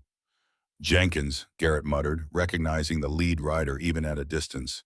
"He's early, and he's brought men with him." Kiona's face hardened. "What will you do? Your cabin is full of sick people, including children." The question hung in the air between them, heavy with implications. If Jenkins had come to arrest the sisters, or worse, to enact frontier justice without trial, there could be violence in a place meant for healing. "Get back inside," Garrett decided. "Tell everyone to stay calm. These are citizens, not soldiers. They won't open fire with their own people in danger." As Kiona disappeared into the cabin, Garrett retrieved his rifle from inside and positioned himself on the porch, weapon visible but not aimed. He watched as Jenkins and his men, 7 in total, all armed, made their final approach up the trail. Jenkins reined his horse to a stop a dozen yards from the cabin, his men fanning out behind him in a show of force. The mayor's face was flushed with either cold or anger, his expression thunderous as he surveyed the wagons parked near the cabin. "Seems you've been busy, Mason," he called, his voice carrying in the still evening air. "Practicing medicine again? And with your Apache accomplices, no less." "These people came for help," Garrett answered evenly. "There's typhus in Pine Creek. Would you have me turn them away?" Jenkins spat into the snow. "What I'd have is you turn over those murdering squaws you're harboring, now." From inside the cabin, faces appeared at windows, the relatives of the sick, watching the confrontation with concern. One man stepped out onto the porch beside Garrett, the same who had questioned Kiona's presence earlier that day.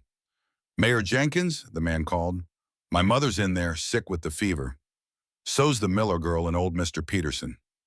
Dr. Mason and those women been caring for them since morning." Jenkins scowled. "Stand aside, Phillips. This isn't about the sick. It's about justice. That tall Apache killed a white man in cold blood, and Mason here is harboring her and her sisters from the law." "Is that true?" Phillips asked, glancing at Garrett. "It's more complicated than that," Garrett replied, not taking his eyes off Jenkins. "The man was trying to kill her younger sister. She defended her family, as any of us would do. Self-defense or murder, that's for a court to decide," Jenkins insisted. "Step aside and let us take them in." "There won't be any court," Garrett responded, his voice hardening. "Not for Apache women in a town like Pine Creek. You know that as well as I do, Jenkins." The mayor's face darkened further. "You always were a sympathizer, Mason. Even back at the fort. Look where it got you, hiding in the mountains like a hermit, throwing in your lot with savages." A tense silence fell, broken only by the snorting of horses and the distant cry of a hawk circling overhead. Garrett's grip tightened on his rifle, though he kept it pointed downward. "I'm not hiding anymore, Jenkins," he said finally, "and neither are they. We're healing your townsfolk while you play at being the law. There are children and elders inside fighting for their lives. Whatever grievance you have with me or with them, it can wait until this epidemic is under control." Jenkins shifted in his saddle, clearly not having anticipated either the situation or Garrett's firm stance. He glanced at the other men who had accompanied him, noting their uncertain expressions as they observed the wagons in the cabin full of their friends and neighbors. "You have 3 days," Jenkins said finally, his voice tight with suppressed rage. 3 days to get this epidemic under control. Then I'm coming back with twice the men, and we're taking those women to face justice. You too if you interfere." Without waiting for a response, he wheeled his horse around and signaled to his men. They followed, casting backward glances at the cabin as they departed down the trail. When they had disappeared around the bend, Phillips turned to Garrett. "Is it true what he said about you at the part?" "I am." Garrett sighed, lowering his rifle. "Parts of it. The rest is Jenkins' version of events that happened a long time ago. And the Apache women, did one of them really kill a white settler?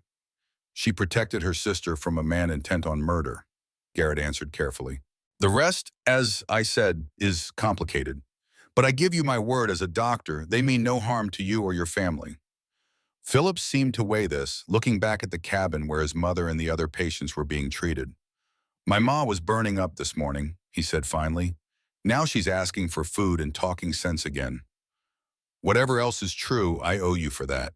He extended his hand to Garrett, a simple gesture, but one laden with significance. Garrett accepted it with a nod of acknowledgement.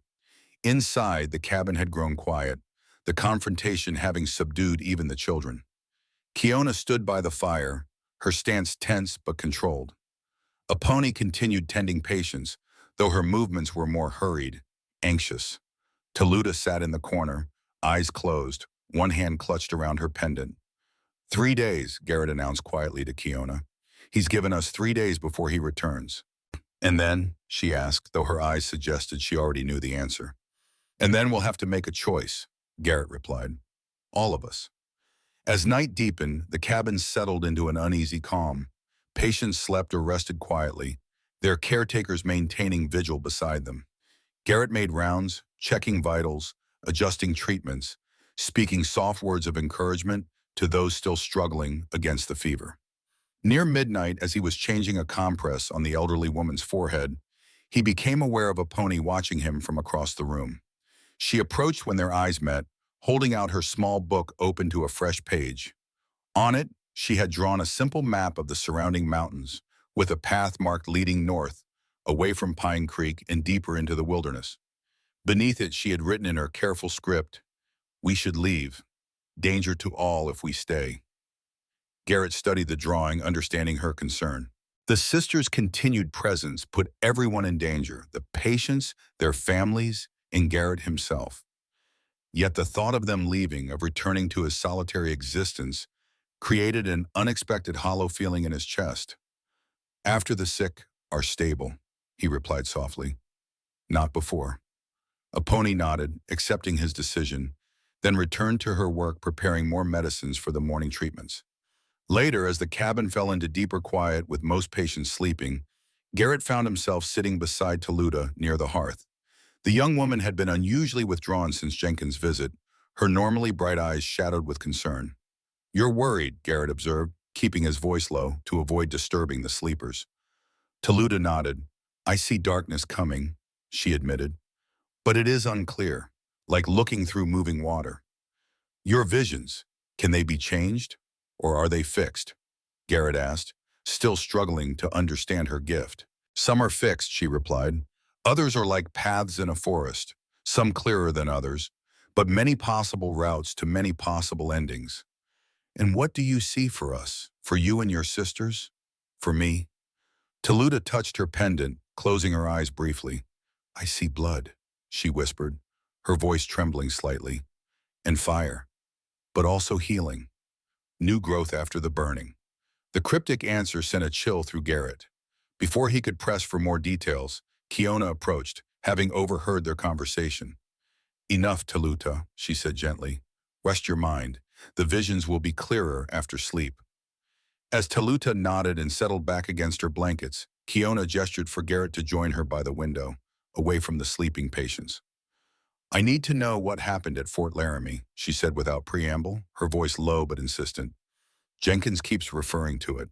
If we are to face him in 3 days, I must understand what drives his hatred. Garrett hesitated, the old memories surfacing like dark water rising from a deep well. He had spoken of these events to no one in 7 years, had barely allowed himself to think of them. It was 18, he began finally, his voice rough with suppression. I was the post surgeon at Fort Laramie. The Army had been forcing various tribes onto reservations, but there was a resistance, raids, attacks on settlers. Tensions were high. He paused, looking out the window at the star-filled sky, gathering strength to continue. There was a group of Apache prisoners brought in, mostly women and children, captured after a skirmish. Among them was a young woman, heavily pregnant and wounded.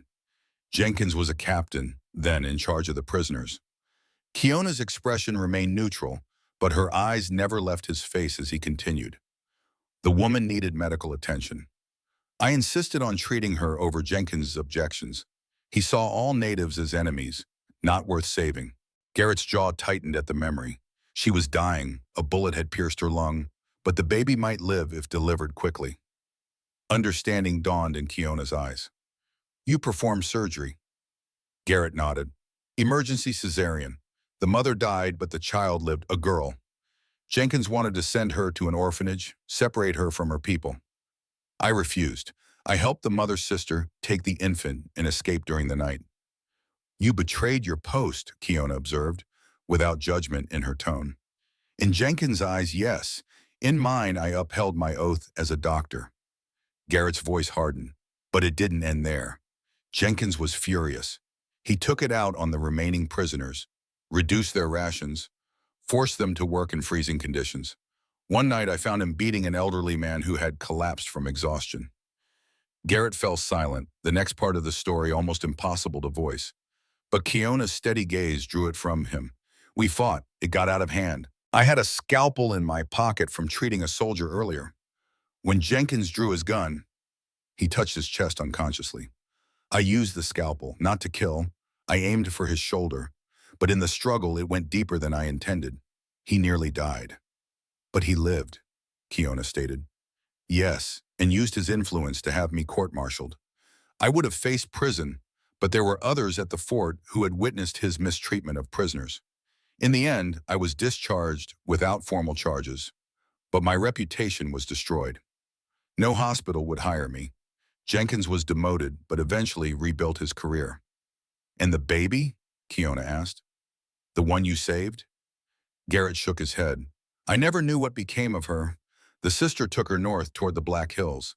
I'd like to think they found safety, that the child grew up with her people, but he shrugged, the uncertainty of it still weighing on him after all these years. Kiona was silent for a long moment, absorbing his story. Then with characteristic directness, she asked, Does Jenkins know who we are? That we are Apache? He knows you're Apache, Garrett confirmed, but I doubt he makes any connection to the incident at the fort. That was far from here many years ago.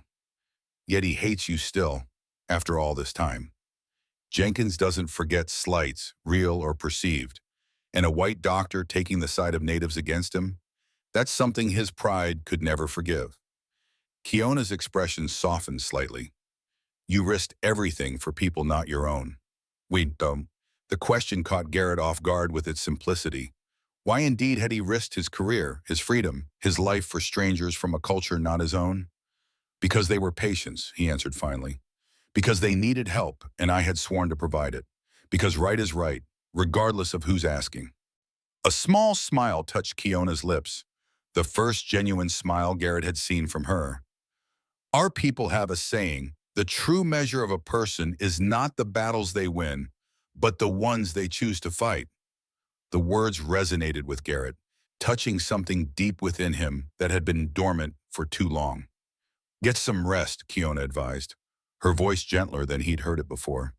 Tomorrow will bring its own battles.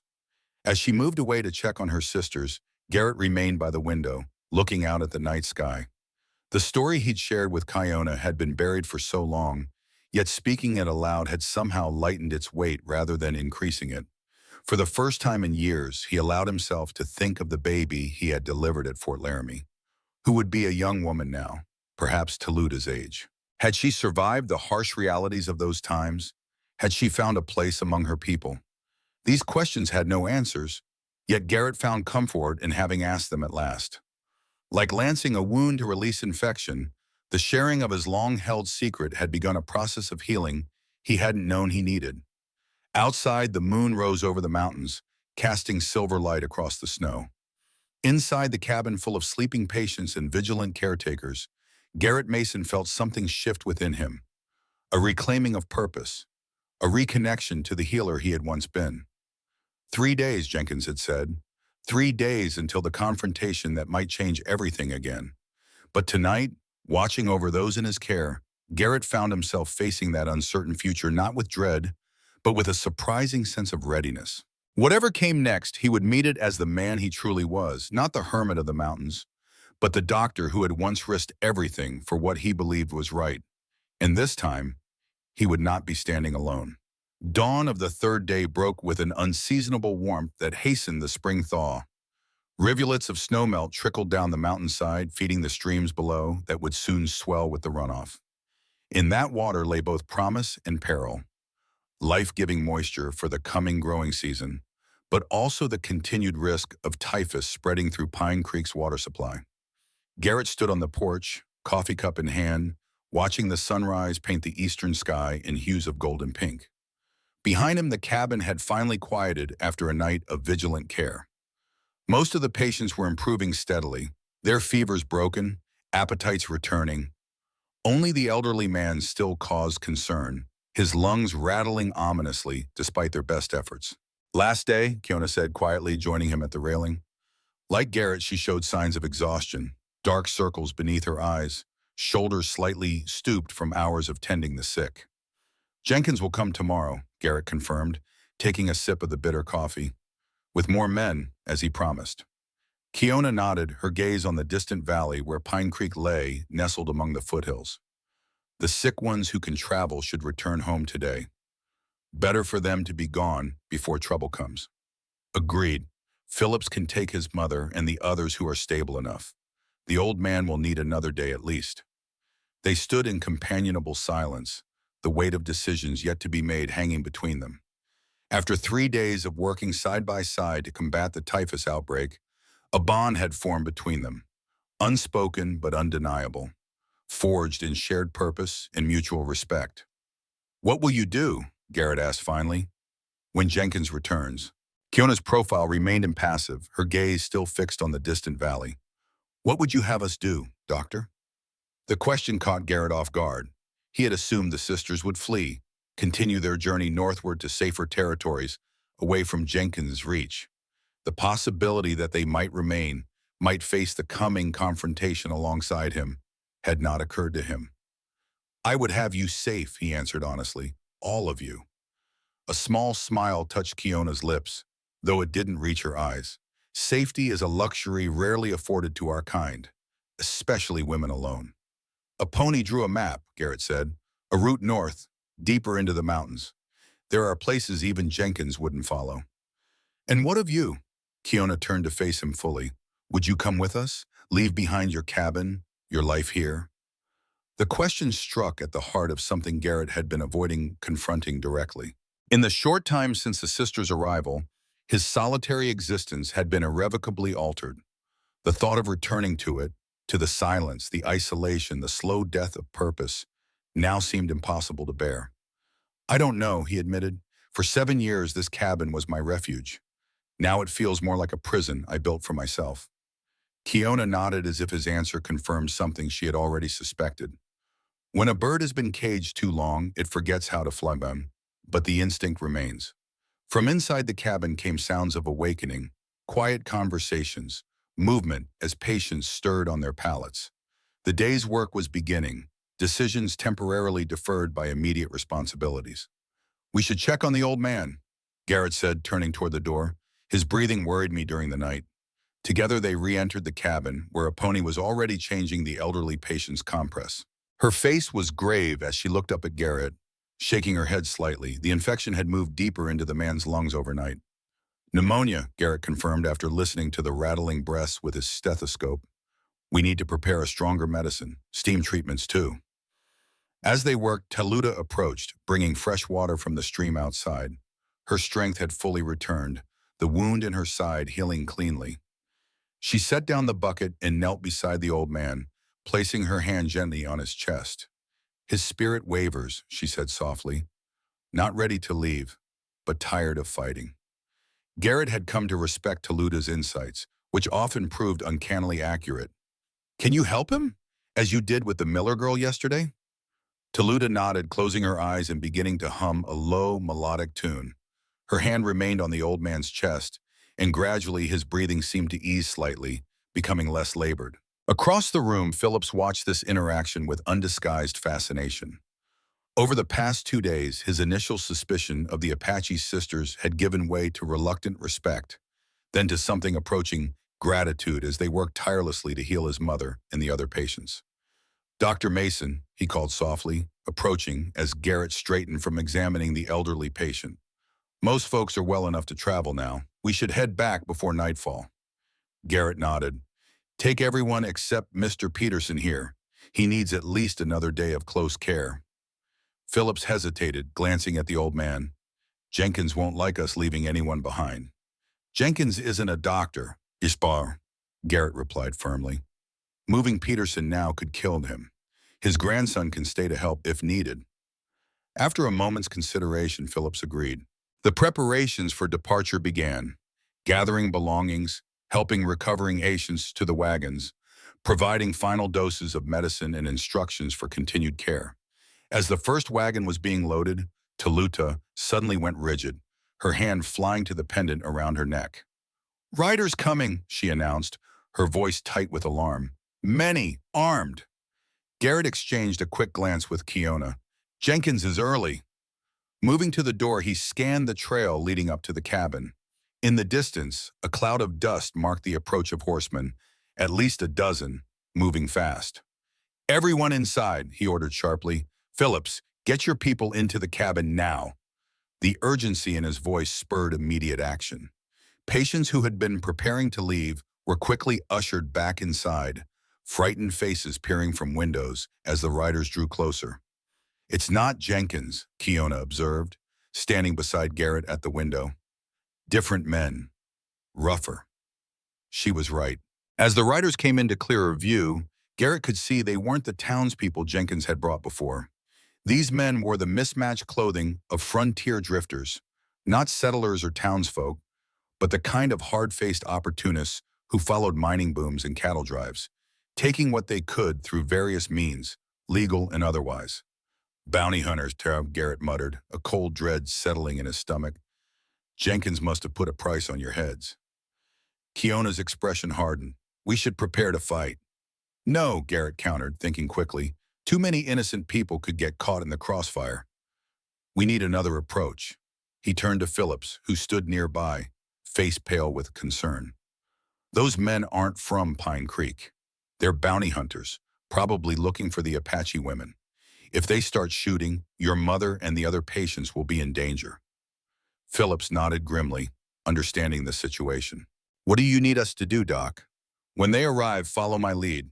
If things go wrong, be ready to get your people out the back door and into the woods." Garrett turned to Kiona.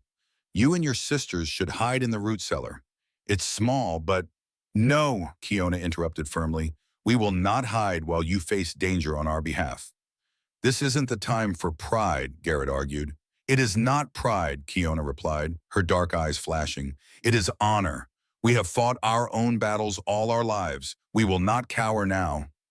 Before Garrett could respond, the riders thundered into the clearing before the cabin, their horses lathered from the hard ride up the mountain trail. The leader, a broad-shouldered man with a thick beard and cold eyes, raised his hand to halt the group. "That's far enough," Garrett called from the porch, his rifle held casually but ready. "State your business." The leader surveyed the scene, the wagons half loaded with patients, the cabin clearly serving as a makeshift hospital, before answering. "Name's Blackwell," he called back. "Me and my associates here are looking for 3 Apache women. Word is they're hiding out with a doctor in these parts. That would be you, I reckon." "This is a sick house," Garrett replied evenly. "We've got typhus patients inside. Whatever business you think you have here can wait." Blackwell spat into the dirt. "Don't much care about your patients, Doc. Mayor Jenkins in Pine Creek has posted a reward for those women, dead or alive. $200 a head." A murmur ran through the mounted men, a substantial sum for the capture of 3 savages, reflecting Jenkins' determination to have his way despite the delay he'd promised. "There's been a misunderstanding," Garrett tried again. "These women have been helping treat an outbreak of—" "Save it," Blackwell interrupted, drawing his pistol. "We know they're here. Hand them over peaceful-like and nobody else gets hurt. Resist, and things get messy for everyone." The threat hung in the air, its implications clear. Behind Garrett, he could sense Kiona tensing, ready for whatever might come next. I think you should listen to Dr. Mason, came an unexpected voice from the side of the cabin. All eyes turned to see Phillips standing with four other men from Pine Creek, the fathers and husbands of patients who had been preparing to leave. They had formed a loose line, each holding whatever weapon they had available. Rifles, shotguns, even an axe. These Apache women saved my mother's life, Phillips continued, his voice steady despite the danger. Saved most of our families. We're not letting you take them. Blackwell's eyes narrowed as he assessed this new development. You folks from Pine Creek? You know your mayor's the one offering the reward, right? Mayor Jenkins doesn't speak for all of us, Phillips replied, especially not when it comes to people who've done nothing but help our sick. The standoff stretched into tense silence, broken only by the snorting of horses and the distant call of birds. Garrett maintained his position on the porch, rifle ready but still pointed downward, acutely aware of the potential for violence to erupt at any moment. It was Toluta who broke the impasse, stepping forward to stand beside Garrett on the porch. Despite her youth and slight frame, she carried herself with remarkable dignity, her dark eyes meeting Blackwell's without fear. You seek us for gold, she said, her voice clear in the mountain air. But there is sickness in your water. While you hunt us, your people die. The young ones first. Blackwell's expression shifted from contempt to unease. What's she talking about? Typhus, Garrett explained, seizing the opening. It's in Pine Creek's water supply. That's why these people are here. Their families were dying. If you've drunk from the creek recently, you could already be infected. As if to emphasize his point, the elderly patient inside the cabin began coughing violently, the sound carrying clearly to the men outside. Several of the bounty hunters exchanged nervous glances, superstition and fear of disease momentarily outweighing their greed. She's trying to spook us, Blackwell insisted, though with less conviction than before. Patchy witch talk. Is it? Phillips challenged. Look at the people we're loading into those wagons. Ask yourself why Mayor Jenkins didn't tell you about the sickness when he hired you. Doubt crept across the faces of several bounty hunters. One man in the back coughed, drawing alarmed looks from his companions.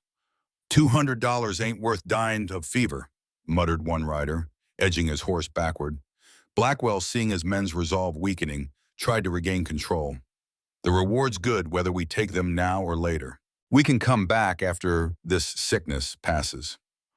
Or, Garrett countered, you could ride back to Pine Creek and demand Jenkins pay you for your time anyway.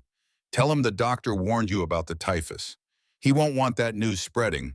Bad for a mayor's reputation to hide a disease outbreak while hiring bounty hunters. The suggestion found its mark. Blackwell was clearly a mercenary, not an ideologue like Jenkins. Money, not principle, was his driving force. After a tense moment, the bounty hunter holstered his pistol with a disgusted grimace. Come on, boys. This job just got more complicated than it's worth. With reluctant nods, his men wheeled their horses around. As they prepared to depart, Blackwell turned back to Garrett, his eyes cold. This ain't over, Doc.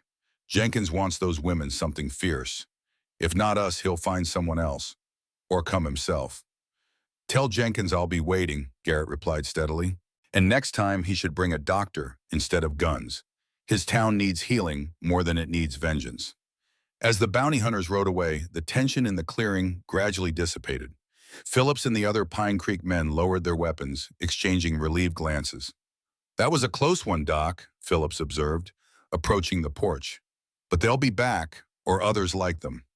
I know, Garrett acknowledged, which is why you and your people should leave now while the trail is clear.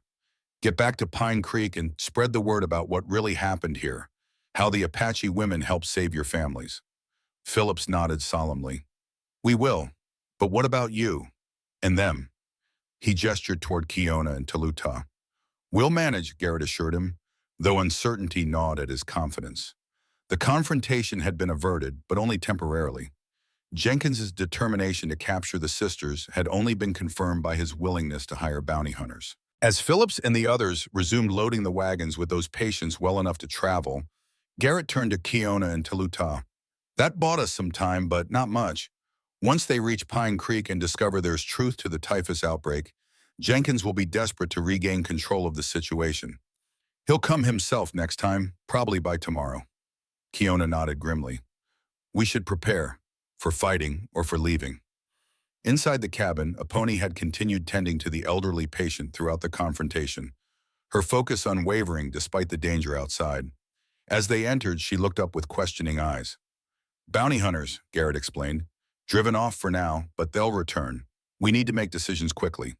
The sisters exchanged glances, a silent communication passing between them. It was Taluta who spoke first, her young voice carrying surprising authority. I have seen two paths, she said, touching her pendant. One leads north, into the mountains. We survive, but separated. The other keeps us together, but requires facing the storm directly. What storm? Garrett asked, though part of him already suspected the answer. Jenkins, Kiona supplied, and whatever force he brings against us. The weight of the decision pressed upon them, flee and survive divided, or stand together and risk everything. For the sisters, it was a choice they had faced before when fleeing their tribe.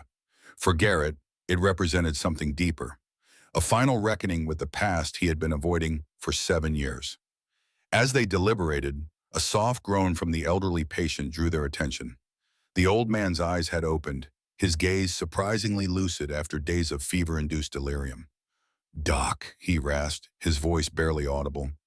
Need to tell you something. Garrett moved to his bedside, bending close to hear the weak words. What is it, Mr. Peterson? Jenkins, the old man whispered. He's not just after the Apache women. He wants your land. Garrett frowned, not understanding. My land? This cabin is barely worth the timber it's built from. Peterson shook his head weakly. Gold, he managed, in the northern creek. Jenkins knows, wants to claim it before others find out. The revelation struck Garrett like a physical blow. The persistent pursuit, the bounty on the sisters' heads, Jenkins' determination to drive them all away. Suddenly it made a terrible kind of sense. Not just old grudges or racial hatred, but greed, the most common motivation of all. Are you certain? Garrett pressed, though the old man's fading strength was evident. Peterson nodded slightly. Overheard him, with mining men from Denver. Your land sits on the richest vein. He's been waiting for you to abandon it or die. The effort of speaking exhausted the elderly man, who sank back into semi-consciousness. Garrett straightened, mind racing with the implications of this new information. Gold, Kiona said flatly, having overheard the exchange. Always gold. It has brought nothing but suffering to our people. It explains much, Apache commented quietly, one of her rare contributions to conversation. The mayor's persistence, his anger when we arrived.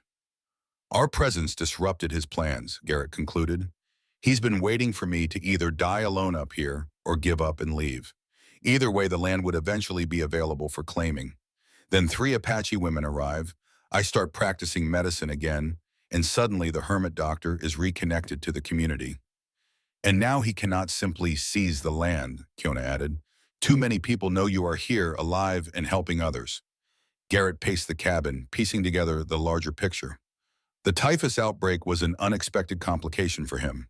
He couldn't prevent people from seeking help here, but he also couldn't allow connections to form between Pine Creek and...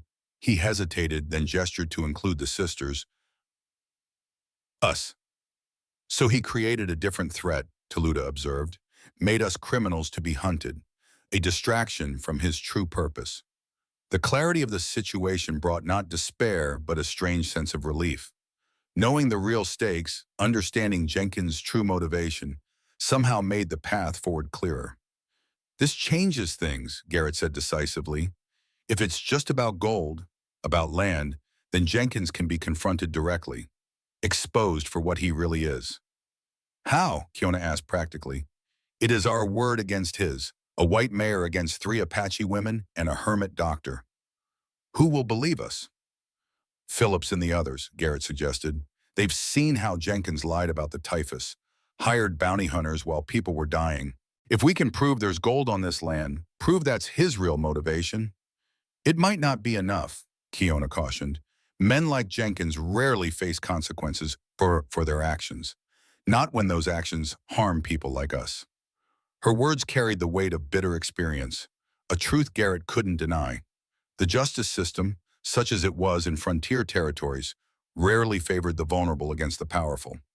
Then we create our own justice, Garrett decided, a plan forming in his mind. But first, we need to verify the old man's claim about the gold. If it's true, it changes our strategy entirely. While Phillips and the others completed loading the wagons with the recovering patients, Garrett took Kiona to explore the northern creek that ran through his property. It was a small tributary he rarely visited, having no reason to venture to that corner of his land. The spring thaw had swelled it considerably, its waters rushing cold and clear over rocky terrain. "What are we looking for exactly?" Kiona asked as they followed the stream upward toward its source. "Signs of gold deposits," Garrett explained, scanning the creek banks. "Quartz outcroppings, certain types of soil. My father may have wanted me to be a banker, but I picked up some knowledge of mining during my early years out west." They walked for nearly half an hour, the creek narrowing as they ascended. Then, rounding a bend where the water had carved deeply into the mountainside, Garrett stopped abruptly. "There," he said, pointing to a rock face partially exposed by erosion. A vein of white quartz ran through the darker stone, and embedded within it were unmistakable flecks of yellow, small but numerous. "Gold," Kiona confirmed, examining the formation with experienced eyes. "Not just traces. This is a rich deposit." Garrett knelt beside the creek, scooping up a handful of sand and gravel from its bed. Swirling it gently in his palm, he watched as tiny golden flakes settled at the bottom. "Place your gold." Washed down from the vein above. "Peterson was right," he said quietly. "This could be an extremely valuable claim." Kiona's expression remained guarded. "And now you know why Jenkins wants your land so desperately." Garrett rose, brushing the wet sand from his hands. "Yes, but it also gives us leverage. Knowledge he doesn't realize we have." As they made their way back to the cabin, they discussed possible approaches. The gold's presence confirmed both the threat they faced and the potential power they held, if they could use the information effectively. Upon returning, they found the wagons departed, carrying the recovered patients back to Pine Creek. Only young Peterson remained with his grandfather, the elderly man's condition still precarious but stable under Apache's attentive care. "Phillips promised to spread the word about what really happened here," the grandson reported. "About how you and the Apache women saved those people and how Jenkins sent bounty hunters instead of help." "Good," Garrett nodded. "We'll need allies in town for what comes next." That evening, as darkness settled over the mountain, Garrett, Kiona, Apache, and Toluta gathered around the fire to finalize their plan. The discovery of gold had shifted the dynamic, turning a desperate defense into a more strategic confrontation. "Jenkins will come tomorrow," Toluta stated with certainty, her vision apparently clear on this point.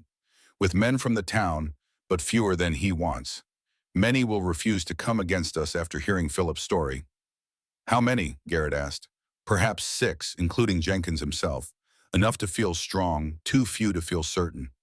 Garrett nodded, considering the odds. "We need to separate Jenkins from his support, make the others see his true motivation." "And how will we do this?" Kiona asked. "We'll confront him with the truth about the gold," Garrett explained. "But not immediately. First, we let him make his accusations against you. Let him demand your arrest. Then we reveal what we know about his real interest in my land." "It is risky," Kiona observed. "If his men remain loyal to him despite the revelation." "Then we have a fallback plan," Garrett assured Yerra, outlining the secondary strategy he'd been considering.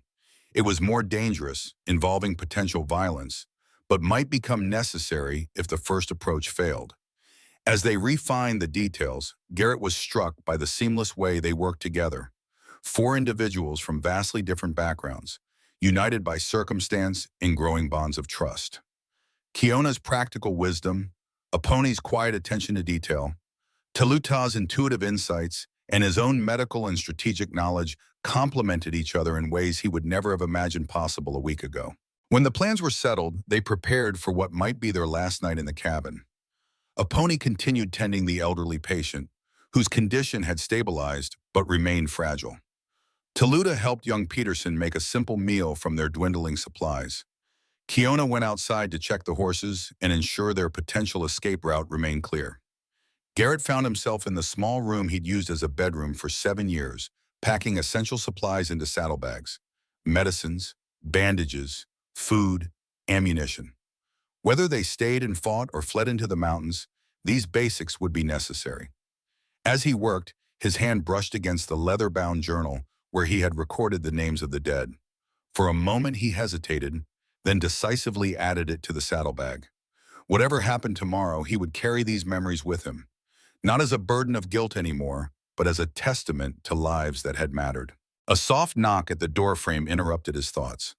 Kiona stood there, her tall figure silhouetted against the light from the main room. "May I enter?" she asked formally. Garrett nodded, setting aside the half-packed bag. "Of course." Kiona stepped inside, her gaze taking in the sparse furnishings, the few personal items that marked his years of solitary existence. Her eyes lingered on a small wooden carving beside his bed, a bird with outstretched wings. "My daughter made that," Garrett explained, following her gaze. "Before she died, said it was an eagle that would watch over me while I was away treating patients." Kiona nodded, understanding the significance. Children see truth adults often miss.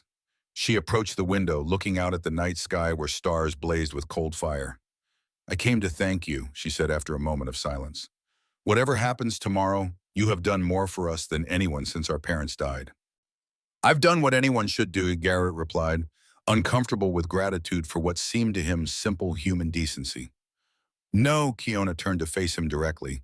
"You have done what few would do, opened your home, shared your knowledge, risked your safety. These are not small things, especially for three strangers not of your kind." The directness of her gaze made Garrett acutely aware of her presence, not just as an ally in their current predicament, but as a woman whose strength and intelligence he had come to admire deeply. "You've given as much as you've received," he said honestly. "Your skills, your courage. This cabin hasn't felt so alive in years." Something softened in Kiona's expression.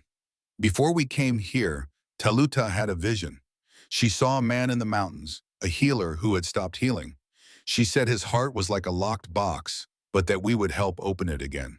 Garrett felt an unexpected emotion well up within him. Not the familiar grief or guilt that had been his constant companions, but something warmer, more hopeful. "She was right," he admitted quietly.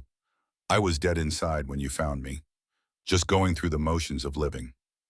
Kiona stepped closer, close enough that he could see the firelight reflected in her dark eyes. "And now?" The question hung between them, simple yet profound. Garrett considered his answer carefully, wanting to give her the truth she deserved. "Now I remember why I became a doctor in the first place, why I chose to help others instead of remaining in the comfortable world my father planned for me." He met her gaze directly. "You and your sisters reminded me that life is meant to be lived in connection with others, not in isolation." Kiona nodded, a small smile touching her lips. "It is a good remembering."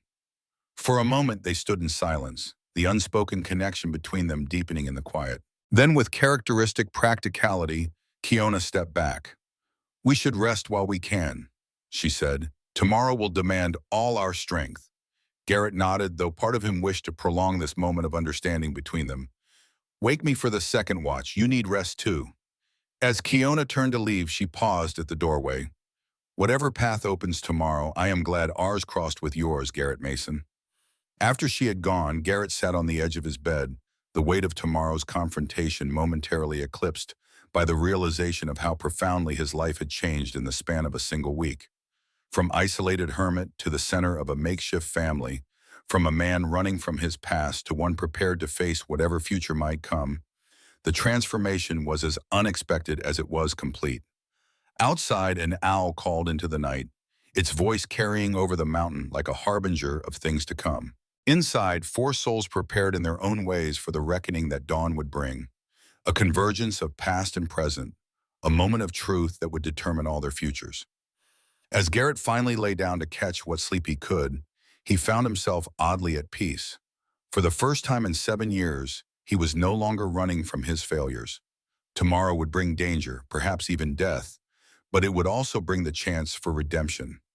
Not just for himself, but for Kiona and her sisters as well. And that, he reflected, as sleep finally claimed him, was worth fighting for.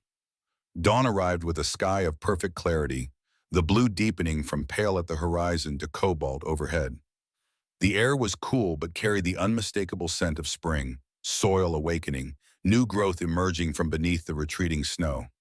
A day of beginnings, Garrett thought as he stepped onto the porch, though it might also mark endings for some of them. Behind him, the cabin was alive with purposeful activity.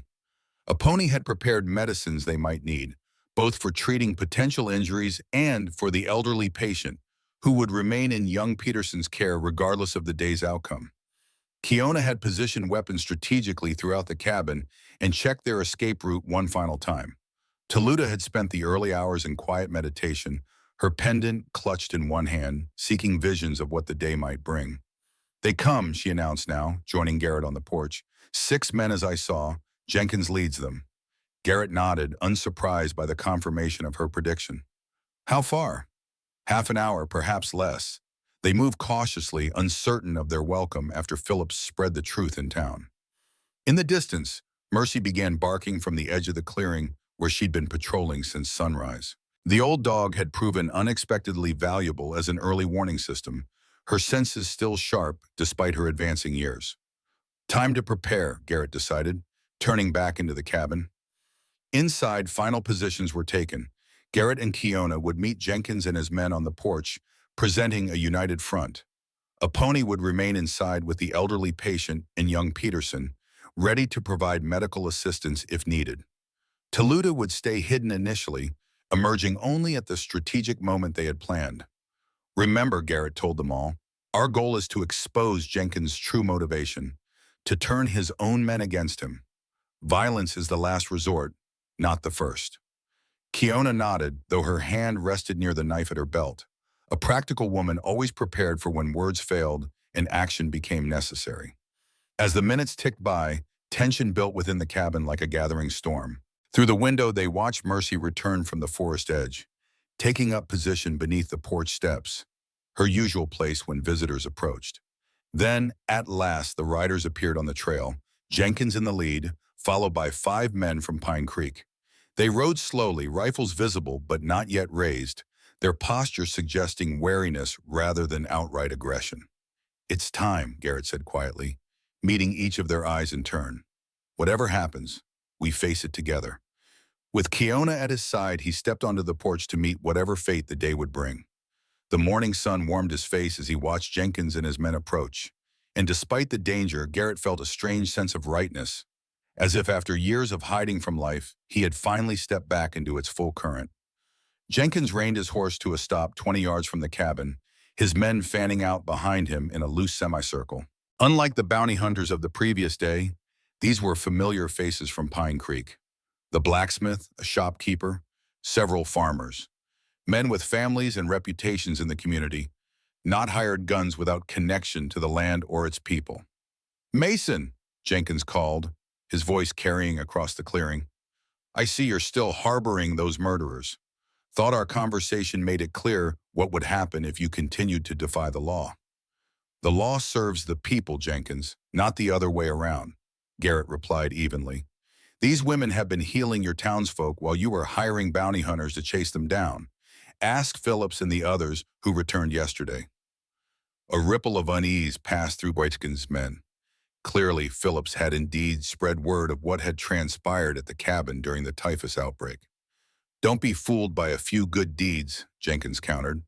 "That Apache woman killed a white settler. Blood demands justice." "Is that what this is about, Jenkins? Justice?" Garrett took a step forward, his posture deliberately non-threatening despite the rifle held ready at his side. "Or is it about something else entirely?" Jenkins' eyes narrowed suspiciously. "What are you implying, Mason?" "I'm not implying anything. I'm stating facts." Garrett gestured to the mountains around them. "This land, my land, that's what you're really after, isn't it? Not justice for some settler killed in self-defense, but the gold in the Northern Creek." The accusation landed like a thunderbolt in the clearing. Jenkins' face betrayed his shock before he could mask it. The widening of eyes, the momentary slackening of jaw that confirmed the truth of Garrett's words. "That's absurd," he blustered, but the damage was done. His men exchanged glances, confusion and suspicion replacing their earlier resolve. "Is it?" Garrett pressed the advantage. "Old man Peterson overheard you discussing it with mining men from Denver." You've been waiting for me to either die up here or abandon the cabin so you could claim the land. When these women arrived and I started practicing medicine again, your plans were threatened. Jenkins' face had flushed deep red, anger warring with calculation in his expression. Peterson is delirious with fever. Raving nonsense. Perhaps, Garrett conceded. But I've seen the gold with my own eyes. Verified its existence yesterday. A rich vein in the northern creek, valuable enough to explain your persistent interest in removing us from this mountain. The murmurs among Jenkins' men grew louder as Garrett's accusation hung in the air. The blacksmith, a burly man named Giles, stepped forward from the group. Gold? He demanded, looking between Garrett and Jenkins. Is that true, Mayor? You told us this was about bringing murderers to justice. Jenkins' composure cracked further. Don't listen to him. He's making wild accusations to protect those savages. And then you won't mind if we take a look at this creek he's talking about, said another man, a shopkeeper who had joined the posse reluctantly. We don't have time for, Jenkins began, but Garrett cut him off. I can show you right now, he offered. It's less than half a mile from here. The veins clearly visible after the spring thaw exposed the rock face. Jenkins' face contorted with rage as his men exchanged meaningful glances. The shopkeeper dismounted, followed by two others. This is insubordination, Jenkins sputtered. I am the law in Pine Creek. Law doesn't include lying to your own townspeople, Giles responded gravely. If Mason's telling the truth about the gold, what else have you lied about? In that moment, Toluta emerged from the cabin, her pendant gleaming in the sunlight. She moved to stand beside Garrett and Kiona, her young face solemn but unafraid. The earth speaks truth, she said clearly. Let it judge between you. Wow, Jenkins, seeing his men wavering, made his final desperate move. He drew his pistol and aimed it directly at Garrett. I've waited 7 years to finish what we started at Fort Laramie, he growled. Should have killed you then, when I had the chance. What happened next occurred so quickly that accounts would later differ among those present. Jenkins' finger tightened on the trigger as Kiona moved protectively toward Garrett.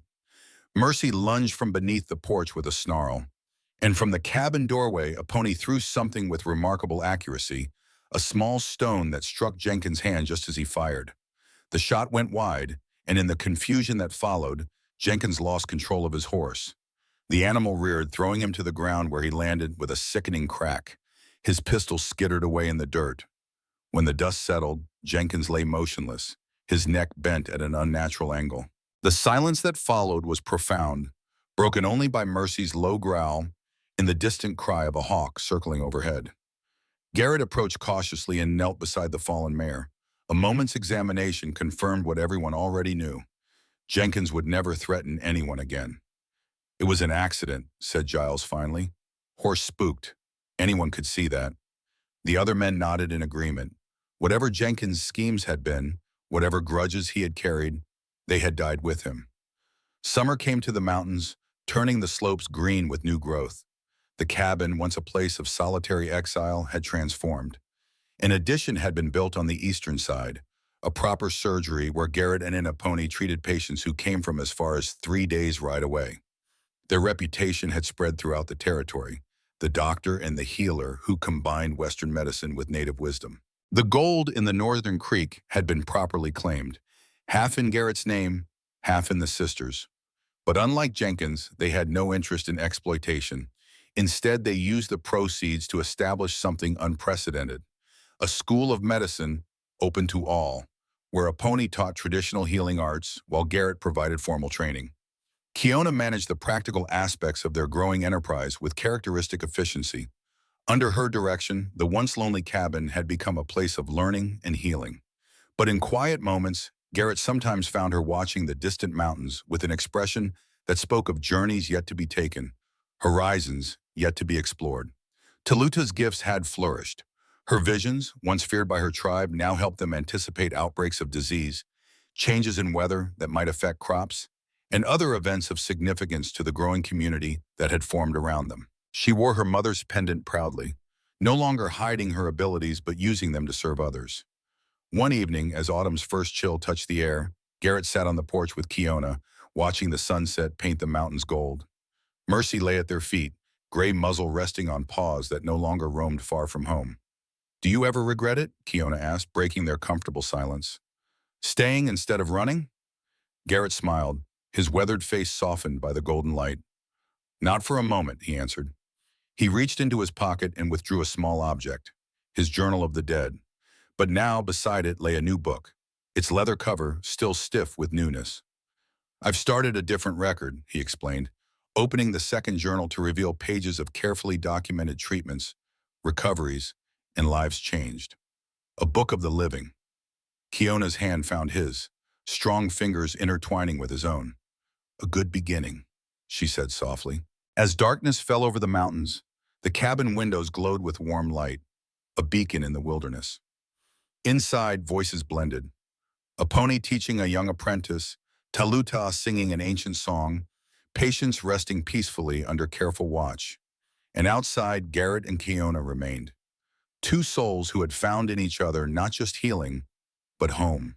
The whispers after the blizzard had become clear voices, speaking not of past sorrows, but of a future built together.